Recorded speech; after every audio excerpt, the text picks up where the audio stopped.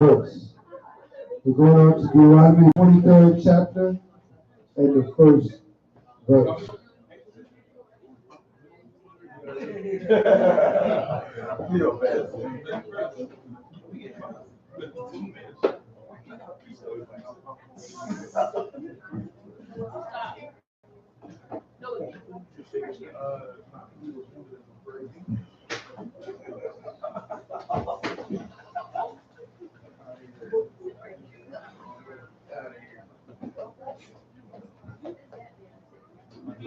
Great. The book of Deuteronomy, chapter 23, verse 1. He that is wounded in the stones or have his privy member cut off shall not enter into the congregation of the Most High. Right. So we have rules. All right. For a priest, for a minister, if you are wounded in the stones, right? You can't. What's that? Oh, you can't come to the congregation, right? If you have were castrated, as a man, you had privy member cut off, right? Verse 2. A bastard shall not enter into the congregation of the Most High. Right. Even to his 10th generation shall he not enter into the congregation of the Most High. All right. So what is that? What's a bastard? The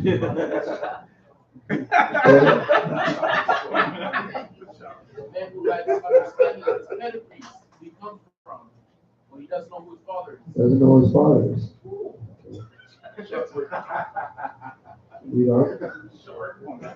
Verse 3. An Ammonite or Moabite shall not enter into the congregation of the Most High.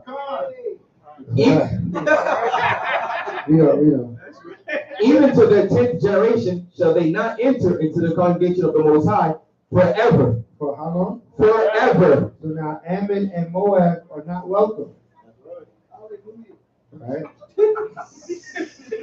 Into the congregation of the Most High. Our congregation has rules. It's not all inclusive. The all-inclusive mentality comes from religion. That's right. Christianity, Catholicism, all these religions, they're all inclusive. It's all depending on what you believe. The borders of the children of Israel were not created upon what somebody believed. But the Most High called a people that he created. And for those people, these gifts are given. Not for everybody. Most High created all the nations on the earth, but he chose one to give his gifts to. He will ensure his gifts go to that one nation. Okay? It's not for us to determine who should be the nation. The Most High already told us who that nation is. The children of Israel. Moab and Ammon can't get the gift. Right? Man would try to give the gift to another nation. That's what man tries to do. The Most High never sanctioned that. All right? The anointing went on to the children of Israel. The covenant is with the children of Israel and them only. Okay? I'm aware the Moabites are the Chinese, but who is the Ammonite? Japanese. The Japanese. Huh. So you always see them together. They're the children of Lot. Okay? Moab and Ammon are the children of Lot. The children of Lot were created through what? Incest. Okay? Bastard in the Bible dictionary.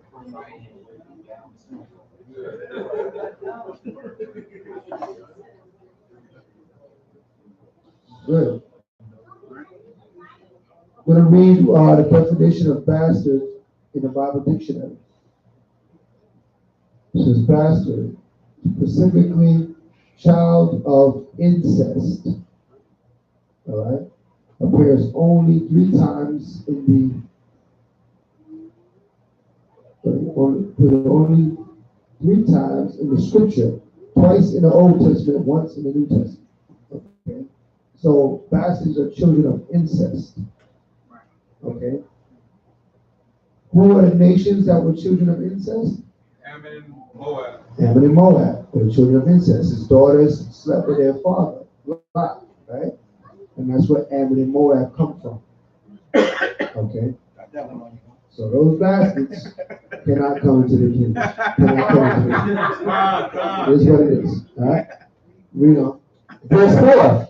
Because they met you not with bread and with water in the way, when you came forth out of Egypt. And because they hired against thee Balaam, the son of Beor, of Pethor, of Mesopotamia, to curse thee. Everybody remembers that?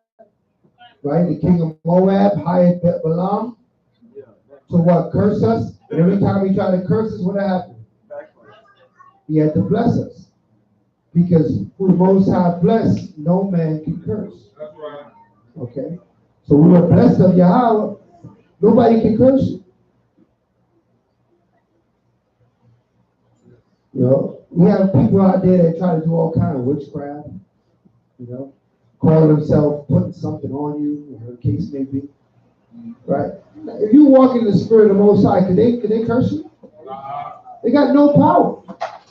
Powerless. Okay? Powerless. Isaiah 54:17. Okay, come. That's what it says. Isaiah 54:17.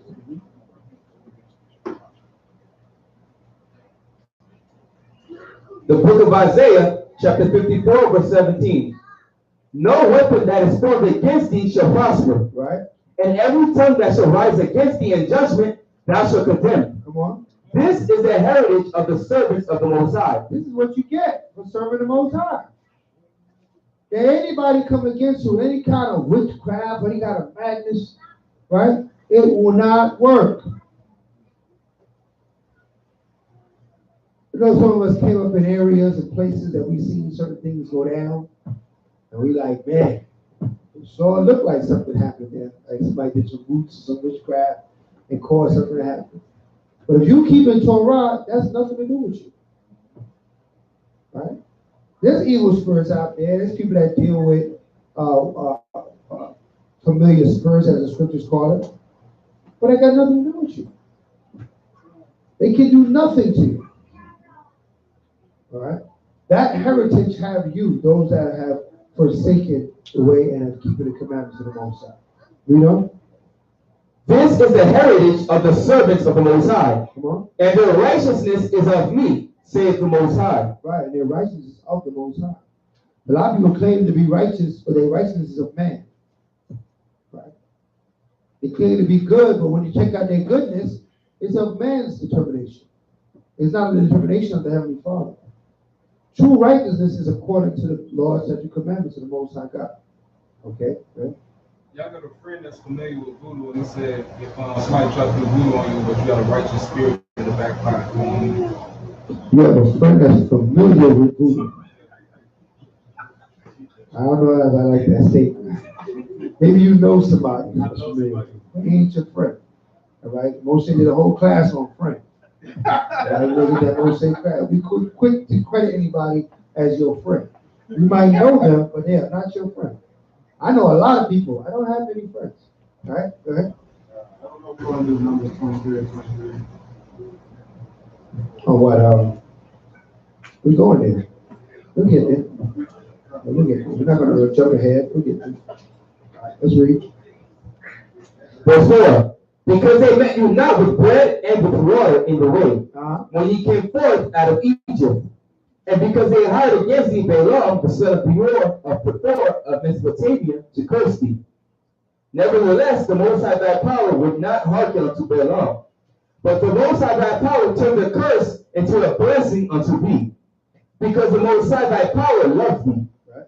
Thou shalt not seek their peace, nor their prosperity all thy days forever. Right. Thou shalt not abhor an Edomite.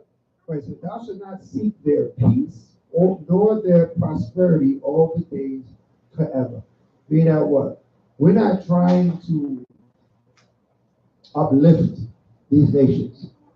Okay? That's not our job. We're not to seek their peace nor their prosperity. Okay? What they do, that's their business. We have our own nations to worry about. Okay? We're not trying to fix the problems amongst Moab and Ammon. Just like Moab and Ammon is not coming here marching for Black Lives Matter. Right? They have their own business they have to attend to. We got ours. Right? It's nation time. Okay. Read that verse again. Thou shalt not abhor an Edomite, Right? for he is thy brother. Right? Thou shalt not abhor an Egyptian, Right? because thou wast a stranger in his land. Right? The children that are begotten of them shall enter into the congregation of the Most High in their third generation. In their what generation? In their third generation. In their third generation. All right. So talk about born in Edomite and Egyptians. All right. Now this is a law that was given to us in our power. In our power, when we established, these nations have to serve. All the nations are going to have to serve. Okay. The Heavenly Father Yahweh. All flesh is going to have to worship the Most High. Right? That don't make them Israelites.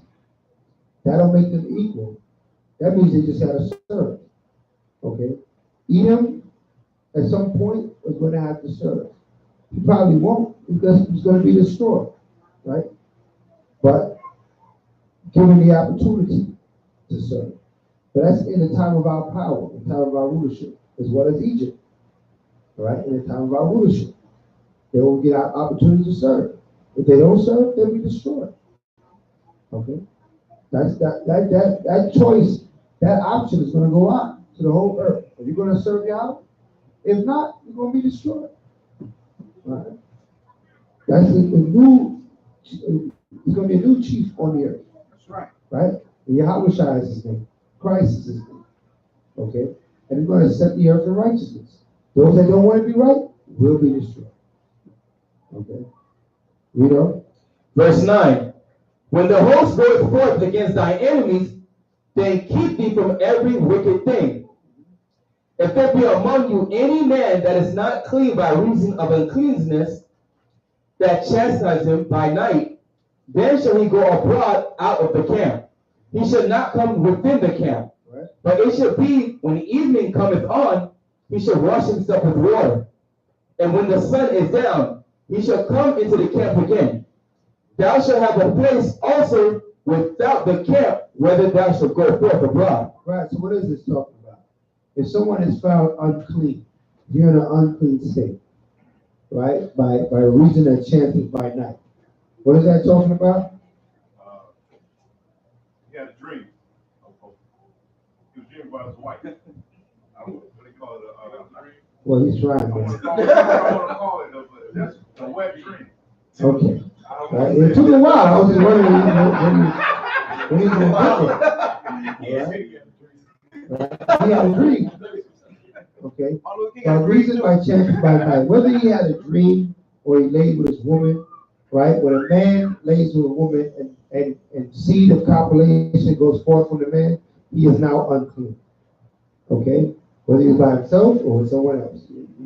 It doesn't change the situation. Right? Seed go forth out of you, you are unclean. Right? You're unclean until the sundown. But you must wash, and then by sundown, you're clean. That's it. But we had a place where if you're unclean, that you wouldn't come amongst the Aki. Right? Come amongst the congregation. It's an unclean area. You're unclean, you go to the unclean area. When you're clean again, you come back. That's all. Okay. So we left an area is when you're unclean. And we have functions in Israel. That's a solemn assembly. That's a clean environment. If you are unclean, you cannot attend those functions. Is that clear? That's it. You know what I mean? If you're unclean, you cannot attend them. It has nothing to do with the temple. It has nothing to do with it has to do with being in the midst of your people. Because when you're unclean and you go into the midst of the people, you make everyone unclean. You understand that? Right? So when you touch someone, you're unclean, you touch somebody, now they're unclean. So in order to not pass on the uncleanliness, you stay out of the congregation until you're clean again, and then you come back in. Very simple. All right? Let's read. Verse 13. And thou shalt have a pattern upon thy weapon, and it shall be when thou wilt ease thyself abroad, thou shalt dig therewith, and shalt turn back and cover that which cometh from thee. Right. So what? If you gotta defecate, I think is the most scientific word for it. You should have a paddle on your weapon. So what are you talking about? Who had a weapon? These are the people out there doing the battle, taking down the nations, right? You had a paddle on your weapon, and you would dig a hole and put it in the hole, and then cover the hole back up. All right? You would not just defecate out in the open. You won't be like who's the people in Egypt? Ishmael. They got a stuff sewn in their pants. They have a pocket sewn in their pants that they defecate on themselves, and it goes into the pocket that's sewn in the middle of their pants. They don't make no sense. And then they, in order to clean it, they go walk into the river and they wash it in the river and go down. Same river that, they doing this over here. And then you got people over here taking a swim in the river. And then you got people over there probably doing a little fishing in the river. Right? Listen, we're not the heathen, man. Okay? We have a different way of handling things. We bury it in the ground. That's right. Okay? So that it becomes, the ground will break it down. Right? And it becomes the soil. Right? If you sit there in the river and you wash it, other people washing the river. You carry it in your pants, some kind of madness. Listen. These heathens do a lot of things, man. All right, that we as Israelites, we did not do. We never did. Okay? We didn't need technology to teach us how to be clean. We were always clean. You understand that? That's right. A lot of times Esau keeps trying to pass off this caveman mentality. We were never cavemen. You was a caveman. That's right. So when they say, well, in caveman times, wait a minute. There were no caveman times for my people. Your people were in the caves and lived this way and did these things. We never did these things. We were clean from our inception. From the time the Most High graced the earth with our presence. Right? He taught us how to be clean. All right? We're a clean people. A holy people. That's right. All right? Don't let Esau fool you with his caveman stuff. Okay? That was you. He had some tongue fake. No, sir, that was you in the cave that did those things. Not us. We never had caveman times. All right? We weren't in the jungle. That's right. Right? Wasn't swinging the trees up the Tarzan, all that man. You did any of those things. Was Ham in the jungle? Ham is still out there. It's 2018. They're still out there doing what they've been doing. Okay? We never was out there doing those things. We didn't walk around naked. That's not in our nature. These are learned things that we learned from these other nations. We had clothes on from the inception of Israel. Right? They speak about the garments. We had garments, beautiful garments at that. Okay? There was never a time when we was roaming the earth naked. Scriptures say that Edom was in the mountains braying like a deer. We never did these things. That's your history, not our history. All right? Verse 14. For the Most High thy power walketh in the midst of thy camp to deliver thee. See, that's why you can't be unclean. Because the Most High walk in the midst of the camp to deliver us from our enemies. His spirit is amongst us. Right now, we gather here, his spirit is amongst us. This is why we can't be bringing uncleanness into the zone. Everybody understand it? Read. And to give up thy enemies before thee. Therefore shall thy camp be holy, that he sees no unclean thing in thee, and turn away from thee. Come on. Thou shalt not deliver unto his master the servant which is escaped from his master unto thee. He shall dwell with thee even among you in that place which he shall choose in one of thy gates, where it liketh him best. Thou shalt not oppress him. There shall be no whore of the daughters of Israel. What? There shall be no whore of the daughters of Israel. Come on. Nor a sodomite of the sons of Israel. Right, so what? There should be no whores of the daughters of Israel. This is why we promote marriage in Israel. Marriage prevents whoredom. Anybody understand that? You have a husband, you will not be susceptible to whoredom. But if you got boyfriends, right? Crushes, what do you call it? My friend. You know, we have all these words for it. You know what I mean? Bestie, I guess. Whatever you want to call it, right? We promote marriage in Israel. You touch that woman is yours. Forever and ever and even forever. There's no oops in Israel. All right? You didn't trip and fall into this. Okay? You know what you was doing. It's thus saith the Most High. Man up, woman up, and be what you are. You're now married. Get your papers. All right? Get it straightened out with the father. Get it straightened out with your father, whoever he might be. Right? And do what's right in the sight of the Heavenly Father. Right? Stop making excuses, Israel. Because when you run out of excuses, all you have is judgment. And the judgment you will not like. Right? You have an opportunity to do the will of the Most High. Take it. All right? Every time you have breath, every day that you have not taken that opportunity to do the will of the Father, you sin yet again. So if you are married, be married. Okay? If you have someone you're with that person, you're married to that person. You're to get yourself solidified in your marriage and move on. Okay? Everybody understand this? Read on. Nor a sodomite of the sons of Israel. Oh. I'm going to pass that, all right? So I can just break that down, right? You cannot be a sodomite. Now, what is sodomite? What is sodomite?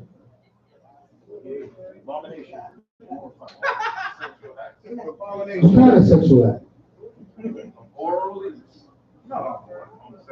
Homosexual.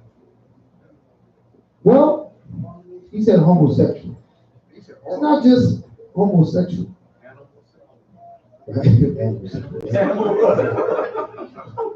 Sodomy, right, is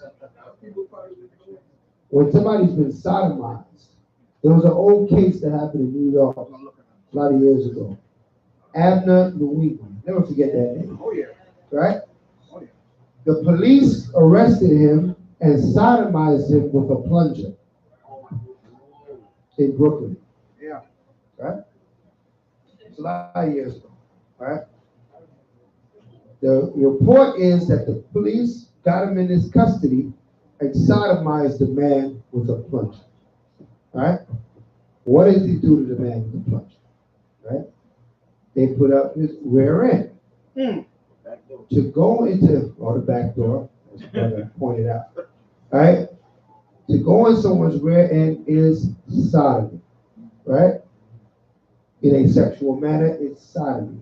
Whether it is a male or a female, it is still sodomy. And it's not acceptable in the sight of the Most High. Everybody understand this? All right? Now, in this society, they do all kind of stuff. And your minds are open and have received all kind of instruction. Right? But now receive the instruction of the Most High God. Whether it be a male or a female, you cannot sodomize anyone. Is that clear? Yes. If you look in the dictionary, it also includes oral sex and sodomy. I know, because they try to throw that in there, right? But they know they didn't put the plunge in his mouth, okay? And sodomy is in the rear. And Esau tries to be slick and throw all this stuff out, okay? That's what sodomy is, all right? It's always been that, but Esau tries to always finagle things, right? Oral sex, is that kosher? Is it kosher? Okay. I don't know if there's a kosher act of oral intercourse. right? There is no sodomy in it, I'll tell you that much. You know what I mean? So whether someone chooses, give me Hebrews 13 verse 1.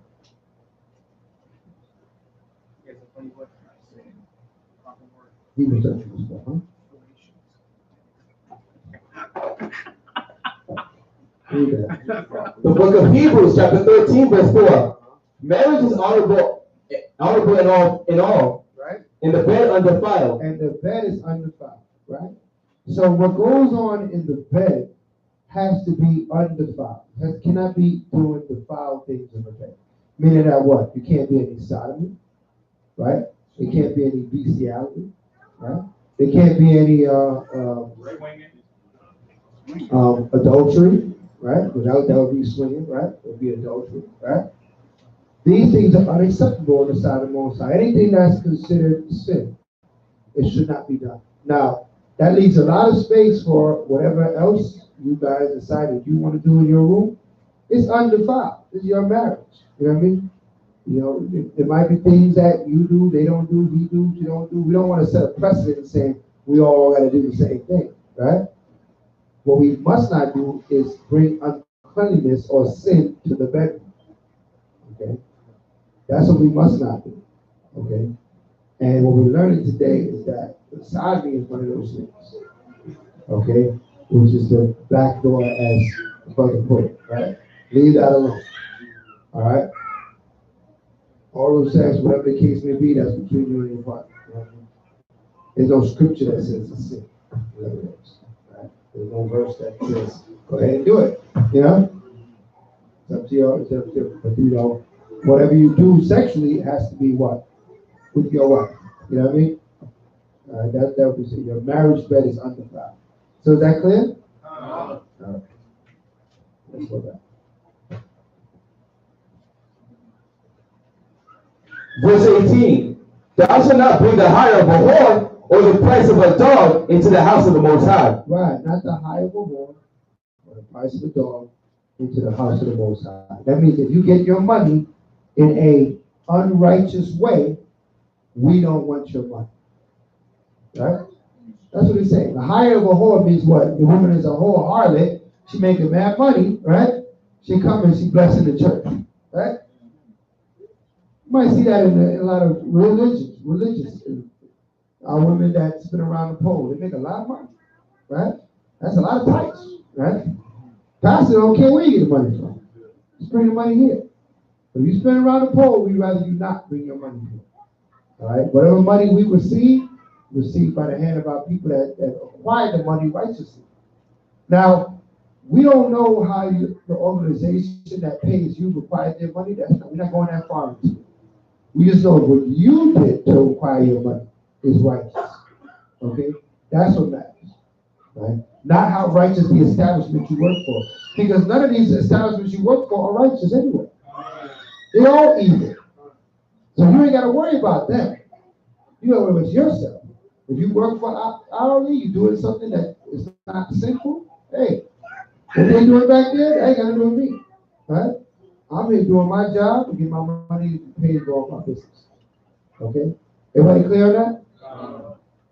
But if you're doing something wicked, if you're a thief, right? Don't go stealing, sell something and try to make yourself feel better by giving your tithes to the church. We don't want your money. If you're selling drugs, we don't want your drug money. We want the dope boy money. Right? Is that clear? All right. That's it. For either both these are an abomination unto the Most High thy power. Both of these are an abomination. The hire of a whore, or the price of a dog, right? Is an abomination to the Most High. You know? Verse 19. Thou shalt not lend upon usury to thy brother. Usury of money, usury of victuals, usury of anything that is lent upon usury. Right, that's lent. Meaning that your brother needs something. Man, you know, let me, you have to use $10, give him $10. Yeah, but give me back 20. You can't do that. That's usury. You cannot add a percentage on something that you lend somebody. If you lent them 5, they have to give you back how much? That's it. Right? You can't say, and for somebody that you in need of something, don't cause your brother to sin or your sister to sin by telling them, listen, give me 10 and I'll give you 20 next week. Because you're trying to entice them to give you the 10. Because if you do that, you're gonna suffer sin on your brother or your sister. That's not the deal here. We don't charge usury to each other. If I give you 10, I should only expect back 10. Not because you tell me I give you 20 back, I mean, I'm like, okay, that's a business deal. That's something totally different. That's not a loan, right? That's not a loan between peers or a loan for something in need, right? Now you're talking about an investment. We do investments, but that's a whole different story. That's saying if you come into this investment with me, that's how much money you can make, right? That's a whole different story. That's somebody getting a loan to do an investment, not getting a loan for what they need. 2 different situations. Everybody understand this? Right? One is an investment, right? You go on there, listen, lend me 1,000. I'm about to buy this car. I'm gonna flip it for 10,000, and I'm gonna give you back 2,000. That's an investment. That's not a loan because the person's in need. But somebody said, lend me 1,000. I'm trying to pay my rent. They say, okay, here you go. And I give you back 2,000. No, you didn't make any money off the money I gave you. So why should I make money off the money I gave you? Everybody understand this? So be mindful of this law. Don't suggest it to anybody, and don't let anybody suggest it to you to give extra back. What you give is what you receive. All right? Read. Verse 20. Unto a stranger thou mayest lend upon usury. Now, right? There's a caveat to it. Now, let's say a stranger wants to borrow some money. What is a stranger? Of another nation, right? And they want to borrow $10. And you say to them, listen, you're going to give that 20. Hey, man. You ain't no Hebrew. There was laws on how to deal with the nations different than deal with your own. Okay? With them, you can do that. They do it to us all the time. Okay? Right? You ever been to, what is that, Amscott? Yeah. Right? And you go borrow $100, right? You turn around, they want like what? 120. Back from you. Quick. Right? You didn't make no money off the $100. They don't care you didn't make any money off the $100. They're in this for the business. You're not nation with them. Right? So we have that mentality. When it comes to deal with your own people, you deal with them a certain way. When you deal with these nations, keep it in mind. Charge them usually. Don't charge your brother no usually. Okay? Read. But unto thy brother thou shalt not lend upon usury, that the Most High thy power may bless thee in all that thou settest thy hand to in the land, Right. whether thou goest to possess it. Verse 21. When thou shalt vow a vow unto the Most High thy power, thou shalt not slack to pay it. For the Most High thy power will surely require it of thee. Right. You promise to do something, do it. Do all your power to do it. Don't say, oh yeah, I'm going to do this, and then don't do it and go, oh well, I couldn't get to it. The Most High says, when you vow a vow, do not be slack to pay it. That means to perform what you said. Make sure first, before you say you can do something, that you can do it. The scriptures say, let your yea be yea and your nay be what? Nay. All right? Your word is all you got. Okay? That's right. Back in the days, they said word is born. Right? That means what? Your word is going to happen. If I say it, it's going to happen. I'm going to do it. If I'm unable to do it, everything was the Most High will, it better be something that stopped me from doing it. Not me just being lazy. That's unacceptable. Okay? Let's read. For the Most High thy power will surely require it of thee, Right. and it will be sin in thee. That's right. You got to repent. You say you want to do something, you don't do it, you be ready to repent. Read. But if thou shalt forbear to vow, it shall be no sin in thee. That's right. If you forbear to vow, that means, listen, you make sure when you say, listen, I'm going to try to do it. I'll try my best. Or I'm going to go do it. Most High willing, if you let me do it, I'll get it done. But if you say for sure I'm going to do it by some of myself, y'all, I'm going to be there. Right? Big talk. Right? We've heard those big talks, boy. Every time we hear them, just shake our heads. Oh, boy. That person is sold his soul to that vow. I'm going to be there every week. If I get off on the Sabbath, I'm going to be at service every week. What time we heard that after that? Every week I'm going to be there. All I got to do is get me off on the Sabbath. My favorite one is the car. Sabbath come, you hear crickets, man. Can't find that person. My favorite one is the car. If I get a car, if I get wheels, trust me, I'll be at all the services. I'll be at all the services. They get a car, you ain't see the person since. You get a job, gone. Right? This world will consume you. This world will grab you up, man, pull you back in. You will forget about the Most High God. A lot of us still want to be rich in the back of our minds. As much time as I teach you, don't want that, man. Oh yeah, if I get money, I get all these millions, I'm gonna build a big school. Now you got the millions, you're gonna send us a postcard. All right? That's what we're gonna get from you. Wish you was here. Postcard. If we get that, maybe never see you again. Right? Because you gotta be careful, man. The spirits are all those things. Demons are amongst all those things. All right, read. Verse 23. That is that which is gone out of thy lips, that shall keep and perform. Right. Even a free will offering, according as thou hast vowed unto the Most High. Come on. Thy power, which has promised with thy mouth. Right. Even after all. I get this money, man. I'm gonna give all this money to the school. You get the money? Don't see it. All right. Most High said that's gonna be required of you. So you would say, he said, better you shouldn't say nothing. Right? Better don't say anything. It's like Ananias said his wife, right? Right?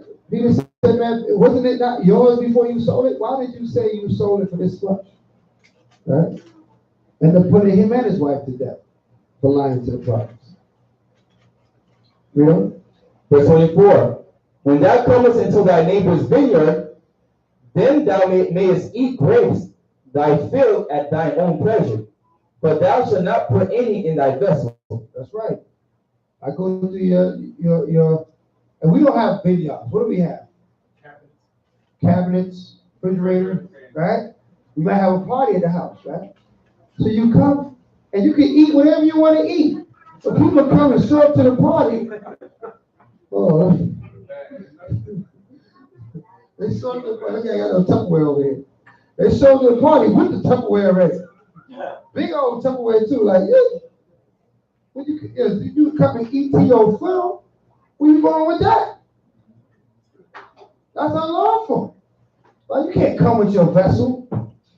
Right? You come with an empty bottle, put my liquor in your bottle so you can leave. Put the liquor in your stomach. Don't bring your vessel to bring it. Unless we had a predetermined deal on it. I tell you, bring something because you'll put something for. I gotta tell you to do that. Don't just show up like that. That's all. Oh, okay. Don't show up like that. Right? Okay. Yeah, you having something. I heard you having something coming over. You come with your biggest Tupperware from your cabinet. You know that big Tupperware, the one that's on the bottom of all the other ones. The joint is huge. With the lid. Go ahead. No, we need that. That serves us. We need the to-go plates at no more. We're okay with the to-go plate. Just don't bring your own to-go can. All right? So don't show up to the service with an empty pan. Talk about where there be extra food. No. We will provide the to-go plates. Sam Wallace is doing a good job providing the to-go plates when you can take some food home. Okay? Right? If somebody show up with a whole to-go pan, we got a problem. All right? That's against the will of the Most High God. All right? Your pan can't be empty. Okay? So, what's the understanding here? Courtesy is what the Lord says. This is a law of courtesy. You can eat till you're full. We have prepared a great banquet. Enjoy. Eat till you're full. If at the end of the banquet there is left over that we don't want to hold on to, then you take it. Everybody understand that? You don't show up in the beginning and say, I'm going to pack my to-go plate before I eat. Okay? I got to bring all this stuff out because it's against Torah. Okay? You eat till you're full and then you say, let me leave something. Now, if you're not going to eat it all, you can say, listen, I'm not going to eat it all. I'm going to take mine to go. I already ate or something. Then that's understandable. You're not eating it all, so okay, you eat later. But if you're going to pack your plate first and then eat another time, and then got the fresh plate with all the stuff that off the top, you are being selfish at that point. Anybody understand that? That's the spirit of selfishness. You got to purge that spirit out. The scriptures say we should look towards what the next one needs more than ourselves. Right? Matter of fact, give me that scripture so you understand what I'm going with this. Right? Philippians, right? Esteem one better than ourselves. Yes. Is that Philippians 2? Amen. Look upon the. Yeah, I think I know. Yeah, Philippians 2, 2 or 3. Yeah. Philippians 2, right? Yeah, 2 and 3. All right. Philippians 2, verse 3.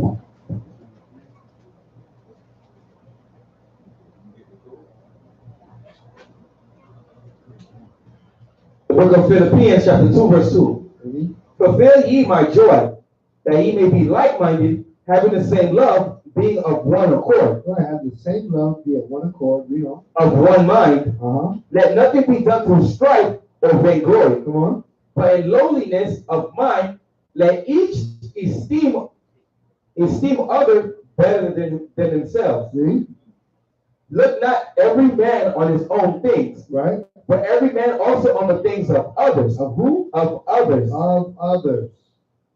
So that's what this law is going into. You're not just worried about what you can do, what you can get, but you want to make sure everybody get. And that's your mentality, that you're making sure everybody get, you ain't going to pack your to-go plate before you eat. Because you don't know if everybody's going to get yet. Everybody say that? Very simple. Have this mind within you. The same mind that was in Mashiach Yahushua. Read on. Any more there? Let this mind be in you, Right. which was also in Mashiach Yahushua. Come on.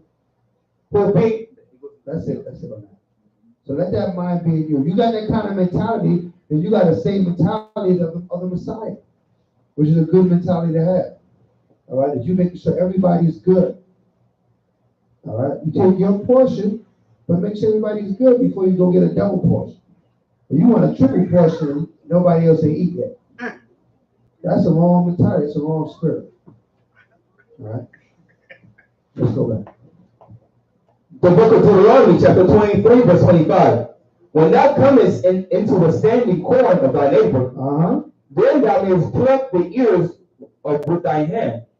But thou shalt not move a sickle unto thy neighbor's standing corn. Right? You got to pull a sickle out and start clearing the corn. Right? That's we laugh about these things, but one reason why the Most High gave us these laws, because Israel will do these things. All right? They'll start shopping at your house. What are you doing? Why are you taking all my stuff? Right? Well, hey, you got a lot. Yeah, because I like a lot. Right? So what? Not because someone has abundance means you're to take. Now, if they offering for what you need, take what you need for the immediate need. But don't try to set up house with somebody else's house. Okay? The scriptures say that, live not a beggar's life. Okay? Set yourself up, do what you need to do that you're established. Help one another, but do what you need to do. Don't establish yourself on somebody else's foundation. Everybody understand that? All right. Let's read on. The book of Deuteronomy, chapter 24.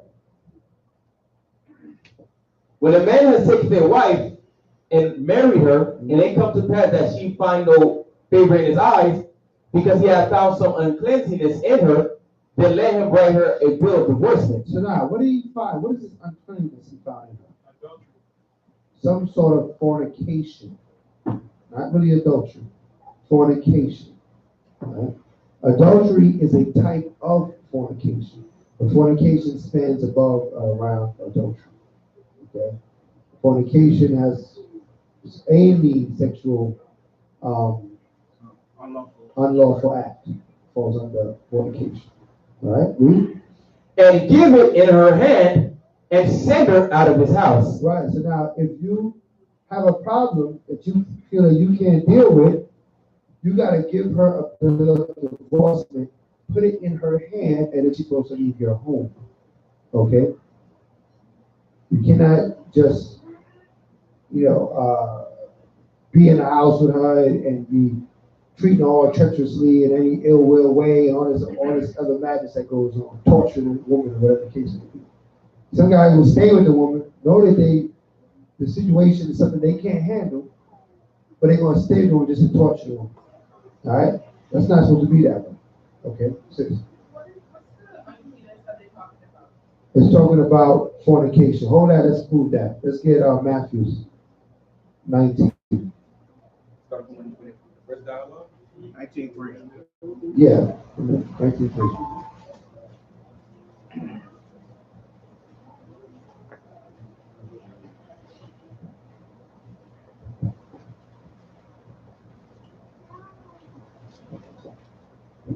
The book of Matthew, chapter 19, verse 3.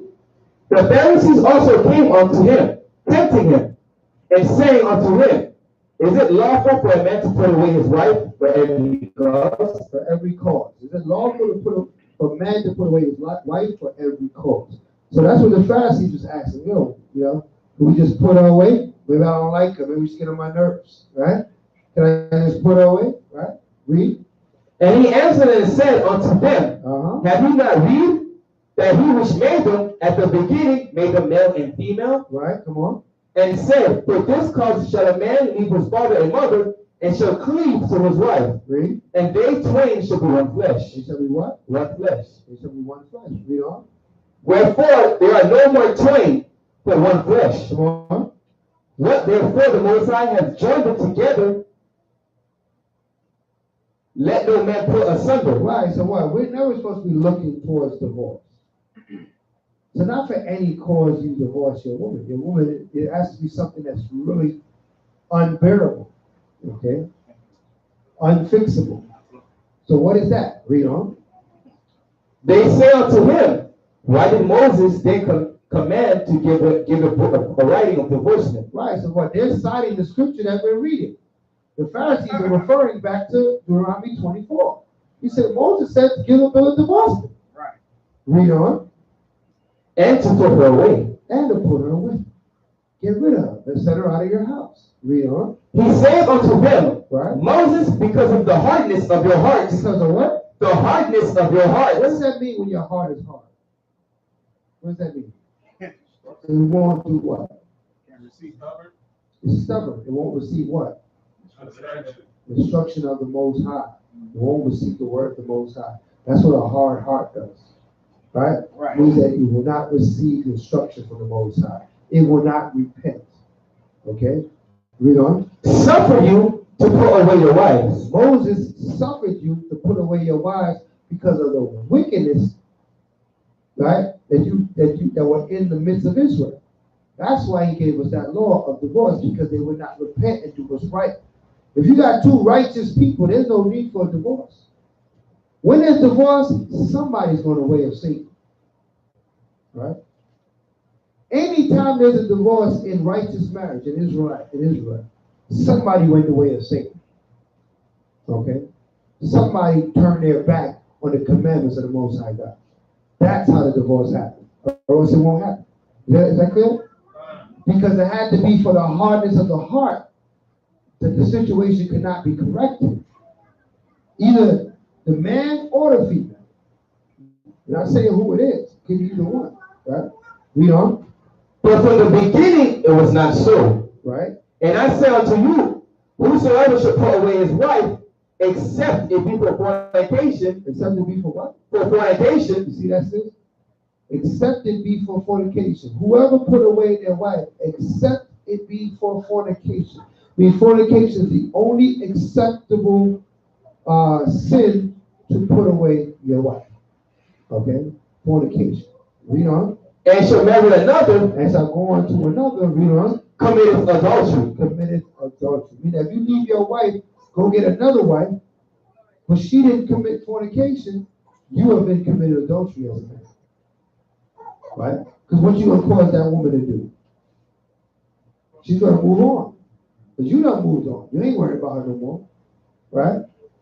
So then what? If she lay with another man, then what? She is committed adultery, the other man is committed. You just caused all this sin. Read on. And whoso marrieth her, which is put away, doeth commit adultery. That's right. You do commit adultery. All right. So she put away. Put away which way? Unlawfully put away. Okay. If you marry a woman that was unlawfully put away, meaning that she didn't commit no fornication, man just left her put away. Okay. Go ahead. This fornication is also the spiritual fornication. Right. We're gonna get there in a moment. Okay, all right. We'll get there. There's also spiritual fornication. We'll get there in a moment. We'll look at that. Let's finish it. Read. That's it. That's it on that Matthew. All right. Well, let's get it now. Get what's that? Wisdom of Solomon. 14. 14. Get Wisdom of Solomon 14. Because there's another type of fornication as well.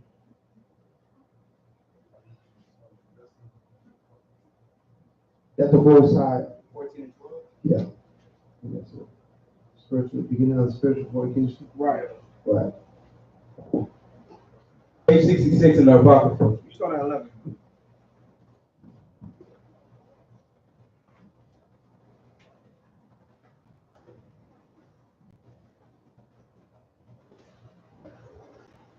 The book of Wisdom of Solomon, chapter 14, verse 11. Therefore, even upon the idols of the Gentiles shall there be a visitation. Right? Because in the creature of the Most High, they have become an abomination and stumbling blocks. Right. So what? These idols that the nations build, it cause people to what? Start to believe in them. When they start to believe in these idols, these are other gods to them. Right? This is idolatry. Right. Right? Read on. And stumbling blocks to the souls of men. Come on. And a snare to the feet of the unwise. Read. For the devising of idols was the beginning of spiritual fornication. What kind of fornication? Spiritual fornication. Read on.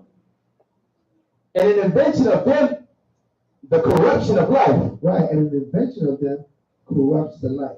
So what is this talking about? This spiritual fornication is someone that what? Is now given to idols, given to believing in all kind of demons and deities and other gods. So now if you have a wife, right? And you come home now and she's, washing her hands in the toilet, right? Things of that sort, right? Because that's one of the things that they do over your people, right? And she get into all this obeah and all this madness, she, dealing with all these demons. Listen, she's dealing with spiritual fornication. You don't have to suffer that. You can give her a bill and you can send her on her way, all right? Because she's fornicating. That's a type of fornication. So now, we have many types of fornication. You have adultery, physical adultery, that's fornication. What about bestiality is fornication? Right? There's so much different. There's so many different unlawful sexual acts you can go into that fit fornication. But she had to do something of that magnitude for you to put your wife away. Is that clear? Go back to Deuteronomy 24. So she didn't believe in You know, she got Caesar Borgia's under the bed. You know what I mean? And she's praying to him, and she got candles lit in the room next door. You might want to get her out your house. And she's going out the door. Matter of fact, give me before we go there, give me Ecclesiasticus 25 and 25.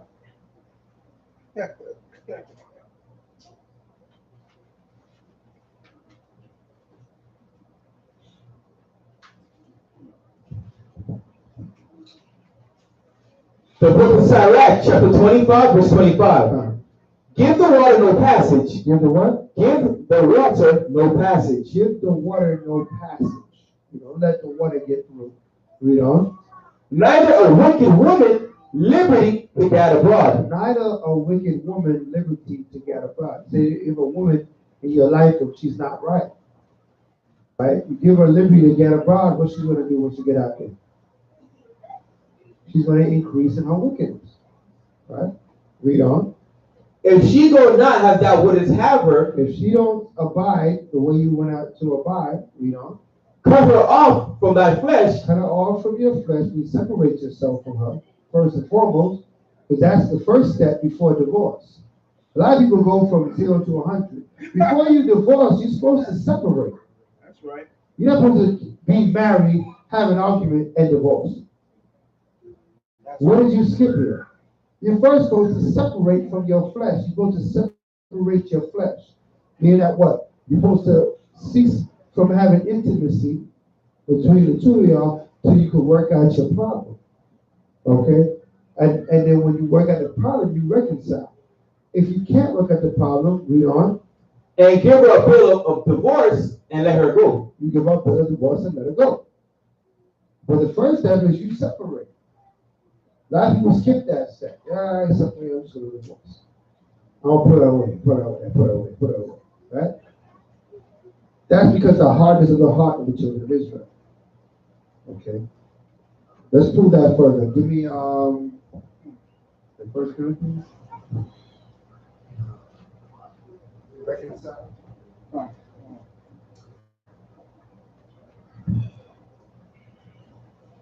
Let's get some more proof.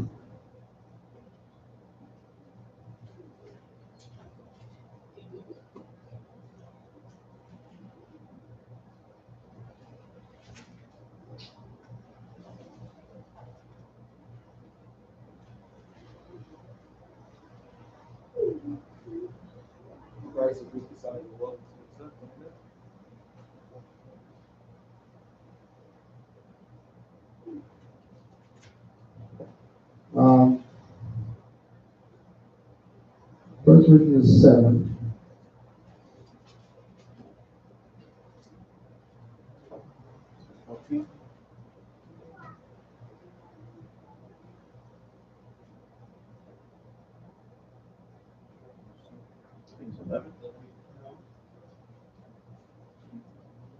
Yeah.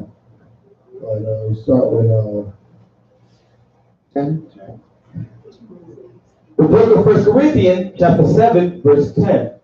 And unto the married I command, yet not I, but the Most High. Let not the wife depart from her husband. Right. Let not the wife depart from her husband. That's commanded of the Most High. He said, yet commanded the Lord, not I. Let not the wife depart from her husband. Read on. And if she depart, let her. When the situation comes that she has to depart, that she feels she must depart, that she has to leave. Read on. Let her remain unmarried. Right. Or be reconciled to her husband. But all be reconciled. So let them separate. Right? She depart, I mean, they separated. She didn't go deal with nobody else. She said, let them remain unmarried until they what? They can reconcile. Anyone understand that? Reconcile means to come back together. Read on. And let not the husband put away his wife. And let not the husband divorce his wife. So, all these scriptures is telling us what? The Most High does not want us to divorce, right? If there's an issue that's unbearable, we separate to reconcile, right? Otherwise, we counsel, we work out our issues. If no one has a hardness of heart, any issue should be able to be worked out.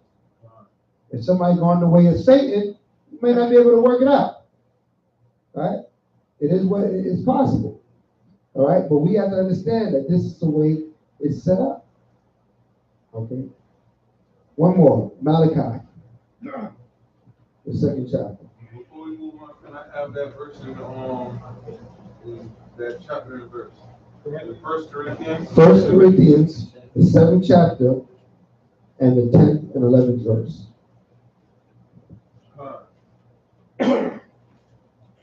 Now we go into the book of Malachi. 2:14 and reading. The book of Malachi, chapter 2, verse 14. Yet ye say, wherefore? Because the Most High hath been witness between thee and the wife of thy youth, Right? against whom thou hast dealt treacherously. Now tell what? Treacherously. Right, so the Most High is witness of how you deal with your wife. Between the interaction between husband and wife, the Most High is right there, man. You can't deal with your wife treacherously. Most High gonna bring judgment on you. Okay? Scripture says we are not to be bitter towards our wives. There's a lot of laws on how we're supposed to deal with our wives. Okay? These laws must be upheld. When we don't upheld these laws, this is what brings forth what? Divorce, the things of that sort. For that. So it's like treacherously, like, what's an example of being treacherous? What's an example of being treacherous? Somebody look up the word treacherous for me. Somebody look up the word treacherous. What does that mean?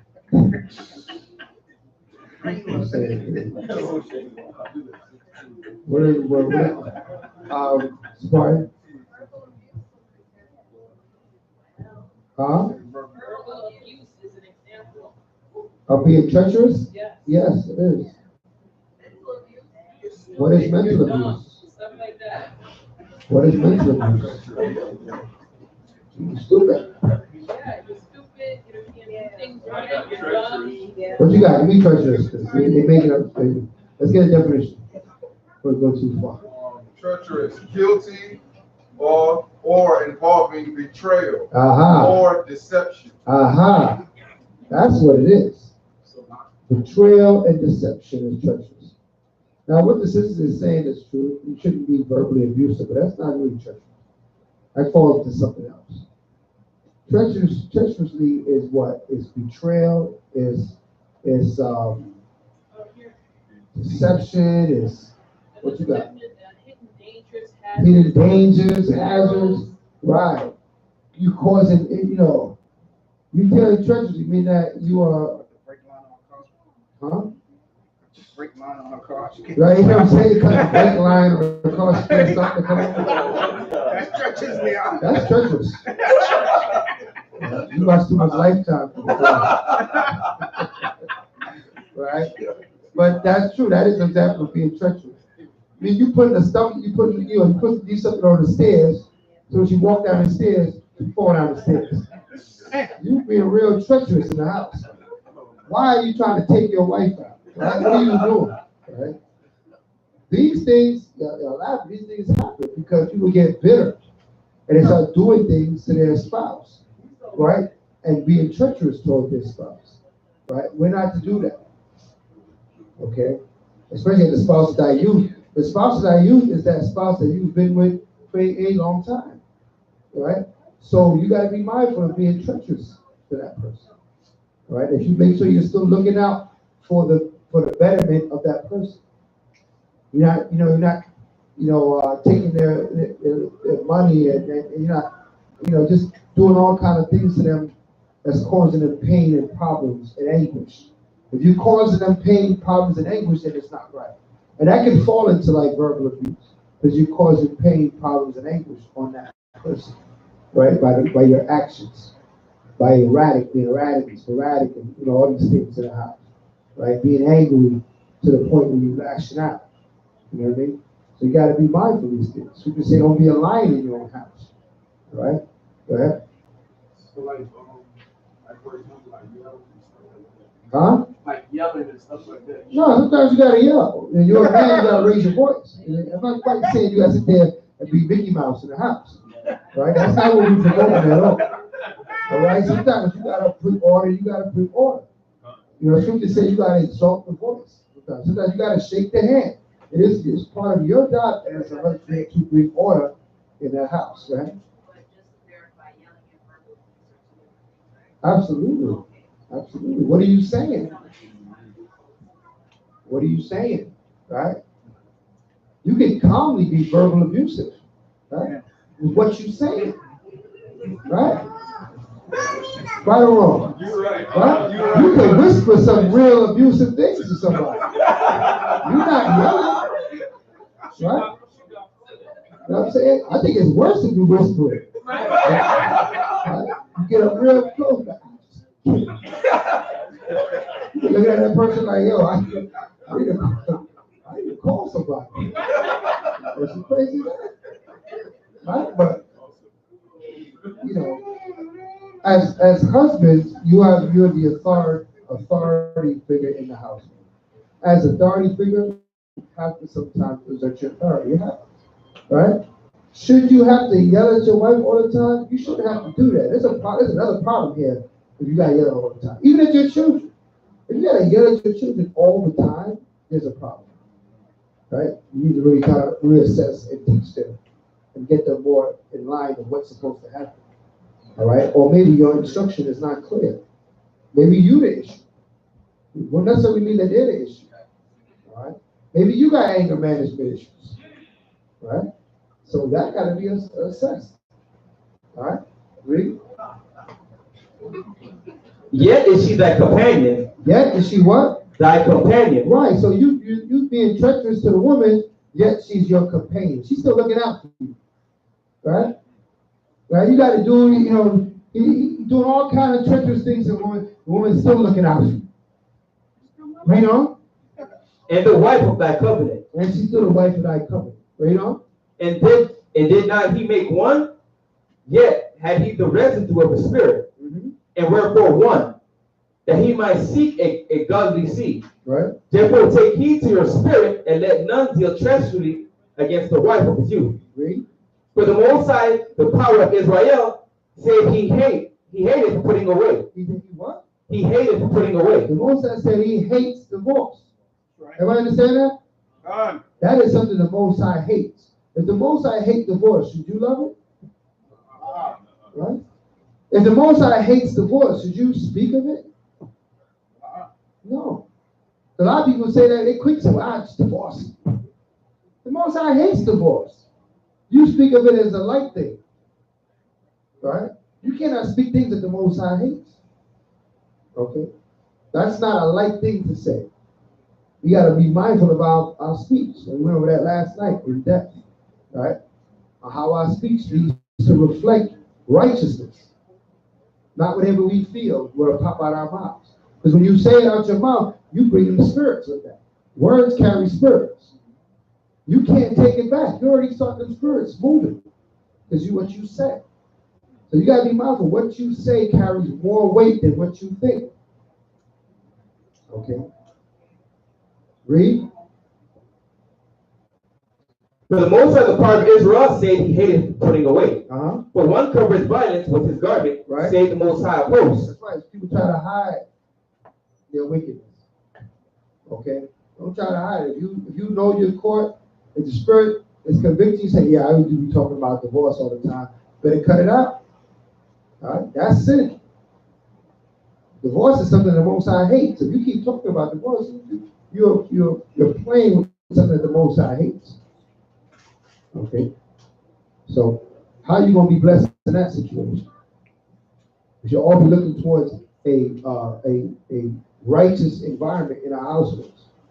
You know, they call it a tov environment, right? You know, have shalom at home. Okay? That's right. It's supposed to be shalom at home. If it ain't shalom there, then something's wrong. All right? Something's wrong. Okay? You're supposed to be going home, putting on your gloves before you enter the door. You're supposed to put your gloves when you leave in the door. Be curtained up before they go in their house. That's a problem. Something going on in your house that need to be corrected. All right? Fall asleep in the car, they want to get out of the car. All right? Let's get back to the divorce. So we got a lot of examples. So now we understand. This divorce come by way of fornication, unlawful, whether it be physical or spiritual, fornication nonetheless. Okay? Let's get back to Deuteronomy 24. The book of Deuteronomy, chapter 24, verse 2. And when she is departed out of his house, she may go and be another man's wife. Right, because he gave up bill of divorcement. Right? If you get that bill of divorcement in your hand, you are no longer with that man. He has sanctioned your free card. Okay? So this just said, the scripture just said that once you do this the way the Most High is telling you, then this thing will be divorced, right? Say again? He's saying he hates divorce. Right? But if you do this the way he is saying, then it makes a difference. Right. Divorce, remember, he said divorce was given to the hardness of your heart. Meaning that it's a mercy thing. Right? So the Most High said, listen, I'm going to be merciful to the children of Israel. You divorce by way because of fornication.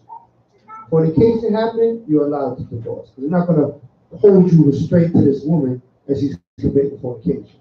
Okay? So now, if you're going to divorce because the fornication is present, right?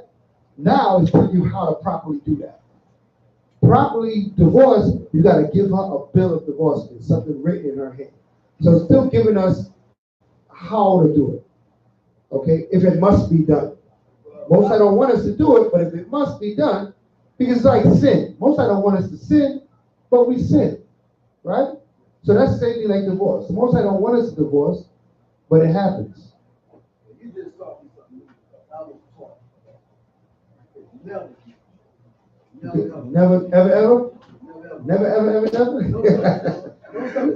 Right, no circumstance. Well, yeah, you learn something. The Most High is a merciful power, man. He don't want you to be there in the house, the woman there going out with dudes, dropping her off, picking her up, and you in the house. Right? Most High is a merciful power, man. He ain't trying to put you through all that. Right? You gotta have shalom in the home. Okay? Would it make sense lawfully to keep a copy of that bill of divorce if any future situations would occur where you have your proof as well? Absolutely. Just like any bill, the certificate of marriage, you should keep it. The bill of divorce, you should keep it. Why? Because, well, when she goes forth to be another man's husband, she has to present that. Because if she's not a virgin, the next question is, well, where's your husband? What I'm thinking about, like, Did he die? Claim, like, you guys never was divorced, like she's delusional, like right. You gotta have your kids. Like, you signed your name on it. That's what I was thinking. Okay. Okay. Because we do some things, right? Is it a lawful thing for a man to make that his first choice? Pick up a woman that's put away? Is it a lawful thing? No, listen. When it says it's lawful to marry a woman that's been put away, that is unlawfully put away. That means the woman was unlawfully put away. You understand what I mean? Mean that she was not divorced, she didn't have a bill of divorcement, or even if she had it, it wasn't given lawfully. She did not commit any fornication. The man just decided, I ain't messing with you. Right? And he vows. You can't come behind that and say, oh, we'll go deal with the woman.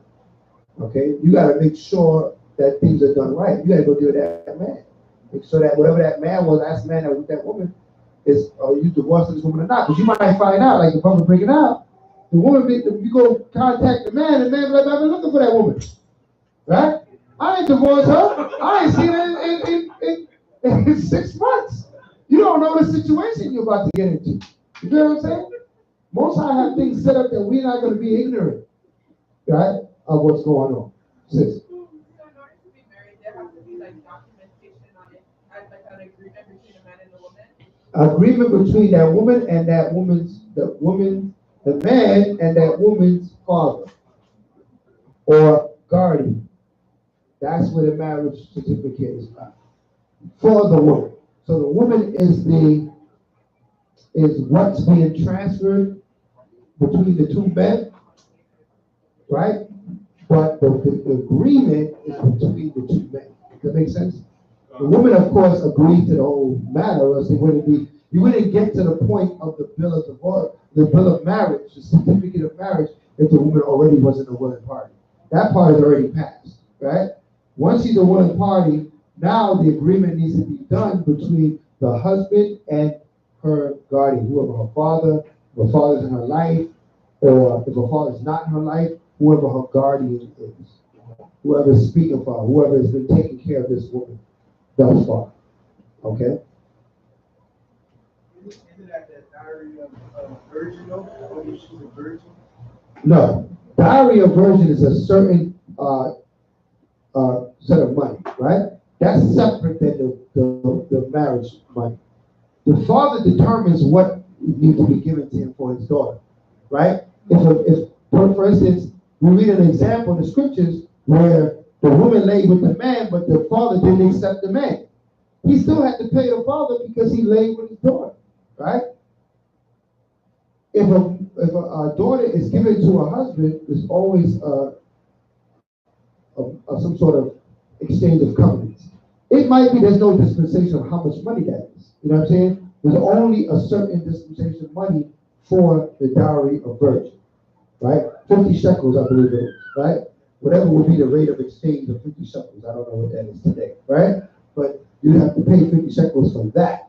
But now the marriage is between that man and the father, and that's whatever.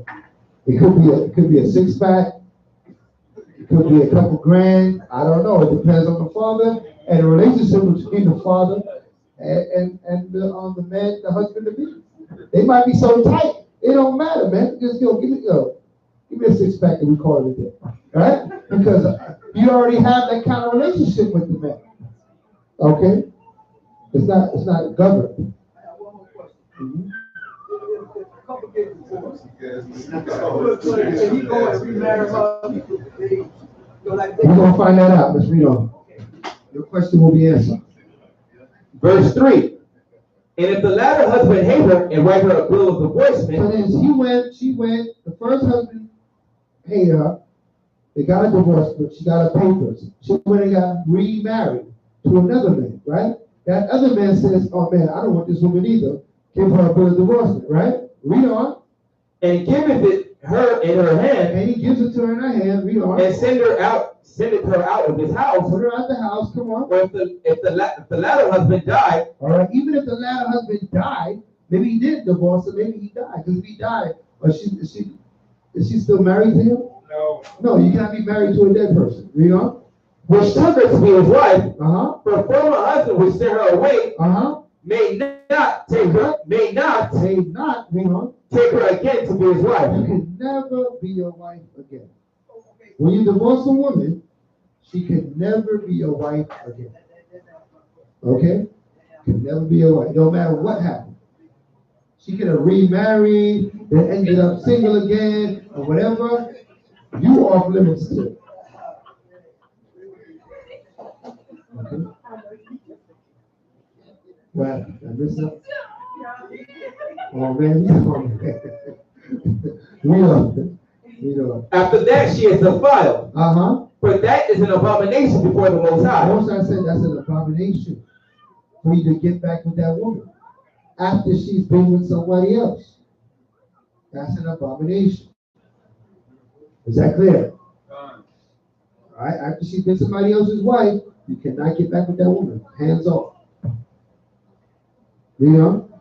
And thou shalt not cause the land to sin, right? Which the Most High thy power giveth thee for an inheritance. Uh-huh.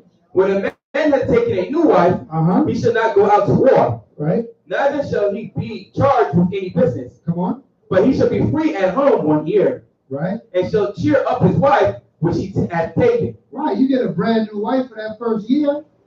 You need some time to spend with that woman. Most High understands that. What's supposed to happen that first year of marriage?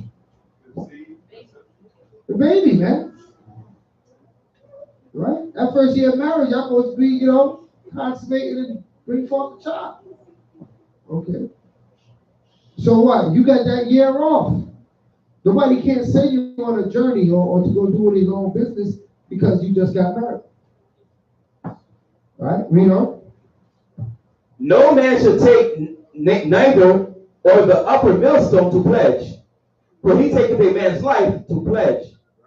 If a man be found stealing any of his brethren, of the children of Israel, and maketh merchandise of him, or selleth him, then that thief shall die. Right? And thou shalt put away evil from among you. Come on. Take heed in the plague of leprosy, that thou observe diligently, and do according to all that the priests, the Levites, shall teach you. Right? As I commanded them. So we went over that law on leprosy, but you got to go see the priest. He checks their hair. He sees if it's just the whiteness in the skin, or if it's in the hair, or if he lock you away for a while, bring you back out. We went through that whole process, right? So he said, take heed that you follow diligently what the priests tell you if you're found with leprosy. You know? So ye shall observe to do. Remember what the Most High Power did unto Miriam, by the way, after that ye were come forth out of Egypt. Right? When thou doest lend thy brother anything, thou shalt not go into his house to fetch his pledge.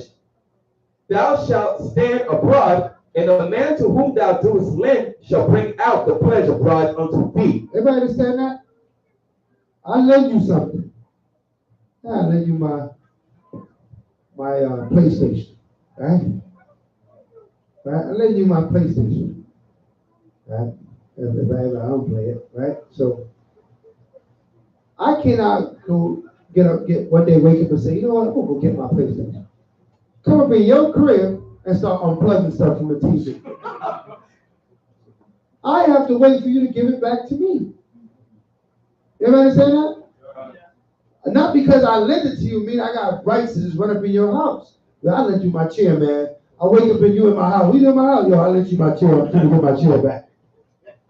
You have to ask me for your chair, and I got to bring it back out to you, just like I brought it into my house. Right? So the most I got laws covering everything. Because some people might think that, yo, I'm going up in there because that's mine. So therefore, I got a right to go up in your house because something in there belongs to me. No, I don't. I'm supposed to ask you, and you're supposed to bring it out of your home. Or if you need help carrying it, you're supposed to say, all right, come help me take it out, or something like that. But I ain't supposed to just walk up in your house because you got something that belongs to me in your home. All right? It belongs to me, but your house don't belong to me. All right? Read. And if a man be poor, thou shalt not sleep with his pledge. In any case, thou shalt deliver him the pledge again when the sun goeth down. That's right. So what's a pledge? What is a pledge? Kind of, sort of, kind of close. It's kind of a vow. So it's talking about your wage, a wage. Pledge. If you, for instance, you go to do a job and say, I'll do it for 100. And we say, okay. When you go do the job, you pledge that, I pledge that I'll give you $100. You finish the job, I got to give you your $100. He said, especially a poor man. They said, don't speak with a poor man's pledge in your hand. Meaning that he need his money. It's like a collateral. It's like a collateral for a loan when he's borrowing money. Collateral? Yeah. Read that again. In any case, thou shalt deliver him the pledge again. Go back up one more verse. And if a man be poor, thou shalt not sleep with his pledge. Right. In any case, thou shalt deliver him the pledge again. Oh, the pledge again. Yeah, pay something physical. It's like a collateral for the loan that I borrowed. So he gave the money back. Read 11 again. Read 11 again. Verse 11. Thou shalt not stand abroad, and the man to whom thou dost lend shall bring out the pledge abroad unto thee.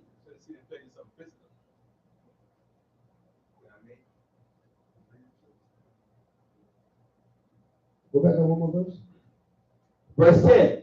When thou doest lend thy brother anything. When thou doest lend thy brother anything. So you lent it to somebody, right? Something you lent it, right? Say I lent this horn. Read on. Thou shalt not go into his house to fetch his pledge. I can't go into your house because I lent you that to come get that back from you. I have to wait for what? Read on. Thou shalt stand abroad. I should stand in my outside, read on. And the man to whom thou doest lend shall bring out the pledge abroad unto thee. You're supposed to come and bring that horn back to me. I lent it to you. You put it in your house, you get it from your house and give it back to me. Read on. And if the man be poor, If the man be poor, read on. thou shalt not sleep with his pledge. Thou shalt not sleep with his pledge. Meaning that what? Don't hold on to it. Give it to him. Right? Read on. In any case, thou shalt deliver him the pledge again. Right? When the sun goeth down. When the sun goes down, Right? That he may sleep in his own raiment and bless thee. And it shall be righteousness unto thee before the Most High thy power. Right. So it looks like the pledge is what's been given. No, not to be stingy, but don't hold on to something. If it belongs to that person, give it to them. Don't waste time. Collateral for what? I'm confused with the collateral part. Collateral for what? Collateral is something when somebody you loan. If you lend me something and I say hold on to this while you lend me that, I'll bring back your money. You give me back my item. That's collateral, right? I don't hear that in these laws. Am I missing something? I think it's like what they do in the pawn shop. You need some money. You let them hold your phone. They give you they give you money, right? And then when you bring it back. But I didn't hear the part of bringing back the money. See, that's the part that's missing. I hear what you're saying about the pledge. It's quite possibly can be, but there's a part missing there. Like you hold the phone and you give them what they need. So I know what collateral means. I'm saying, does this scripture mean collateral? That's what I'm trying to determine. In verse 12, it says, and if a man be poor, thou shalt not sleep with his pledge. That means you holding something for him. Yeah. I'm holding something for him. Right? In exchange for what you give. When I give I mean, that's why money, I'm holding it. That's why I see in the Creole Bible, like if you have the, I mean, don't, which you may need it, I don't know, you may need it overnight. Yeah, you have to give it back if the person's poor. Don't hold it. No. Let's read it one more time from 10. Let's read it one more time from 10. Let's get it. Let's get it. I'm here. Verse 10. You guys came with us here. Let's read it one more time. When thou doest lend thy brother anything, when you lend your brother anything, thou shalt not go into his house to fetch his pledge. Right. So now, it's going according to lending somebody something. Now, I guess I understand you're saying I'm lending him this so that he can give me money. No. Lending and exchanging is two different things. That's not really exchanging. Because exchange of goods, I have to get something back in return. If I came to you and I gave you $100, you say you're gonna pay me back tomorrow. But you don't even call me, then you hold it, you keep it, but you got it, and you don't give it back to me. That I understand. That's what I'm saying. That's understanding I got. That's you won't go to sleep on with my money in your house. Exactly. And I'm a poor man, you didn't give my money. You give the money, give the man his money. That's how I understand it. I didn't catch anything else happening. All right, let's read one more time. 10. The book of Deuteronomy, chapter 24, verse 10. Uh-huh. When thou doest lend thy brother anything, so let's call it money for now. Let's deal with money. So let's call it $100. Right? Read on. Thou shalt not go into his house to fetch his pledge. You can't be going to a man's house, open up his door, pulling his money out, and talk about, yo, you owe me $100. Right? Hold on. Read on. Thou shalt stand abroad. Thou shalt stand abroad, meaning outside of his house. Read on. And the man to whom thou doest lend, the man that you gave the $100 to, read on, shall bring out the pledge abroad unto thee. He shall bring the money back to you. Right? Read on. And if the man be poor, thou shalt not sleep with his pledge. Now, that's the question. If the man be poor, thou shalt not sleep with his pledge. Now, I'm thinking the man lend the money, right? You got the money. Don't say, I'll give it to him tomorrow. Give it to him now, today, right? Pledge is another word for loan. For the loan, exactly. Right. That's what I was going to say. In the Strong's, it's the Hebrew for pledge is pawn. So it's pawn. It's rabat. So pledges replace your pawn. I just looked up in the Strong's what pledge was. Right? I think what he's saying is that basically he's lending somebody something for in exchange for something else. So basically, he did something, and it was like a favor or something that he had, right? And that's why he's giving them the horn to lend to him. But if he does not have whatever that they initially agreed on to give back to him, just give him back his horn. Rather than Right. Well, that section would be collateral. That would be. Because since the word is pawn instead of pledge, then it has to be an exchange of something. Right. So some favor was done beforehand. Right. When verse 13 explain that, though? We read verse 13. We getting there. We're going back down. Let's read on. Verse 12. If the man be poor, thou shalt not sleep with his pledge. Right. In any case, thou shalt deliver him the pledge again when the sun goes down. Thou shalt deliver the pledge again when the sun goes down. Meaning that you need to give it back. Yeah, you're holding something. You're holding something and you need to give it back. Collateral for something that you let. Read on. You're holding something for regular shit, what you let. So initially when the loan went out, When you give him something, it's like you give him something in return to hold until he pays you back. okay. It doesn't speak of the initial borrowing. I wanted to bring out the definition of pawn to try to bring us to a closer understanding of what words we're dealing with. I wanted to bring out the definition of pawn. It says pawn, deposit an object with the pawnbroker as a security for money lent. An object left as security for money lent. Yeah, we understand what collateral is. We got that, right? But if it clears up, it's good. Read verse 9. Verse 9. Remember what the Most High thy power did unto Miriam by the way after you were come forth out of Egypt. When thou doest lend thy brother anything, thou shalt not go into his house to fetch his pledge. Thou shalt stand abroad, and the man to whom thou doest lend shall bring out the pledge abroad unto thee. And if the man be poor, thou shalt not sleep with his pledge.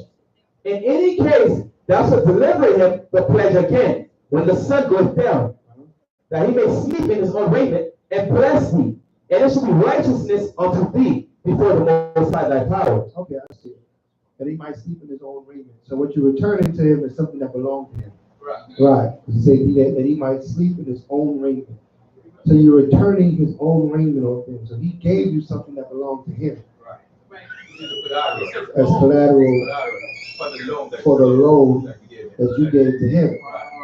So he's supposed to give me back my money, and I'm supposed to give him back his item. Right, I get it now. He starts sleeping in his own raiment when he's slave. Yeah, the raiment is like an example. Right. His own stuff. He can have his own stuff. Okay.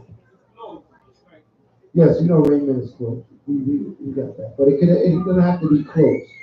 It could be anything that belongs to him. That he might sleep with his own stuff. He may have his stuff back. Right? Whatever you were holding for him, he gets it back. Okay. That's it. It's interesting, he said in verse 12, that he said he was poor, he probably couldn't pay him back.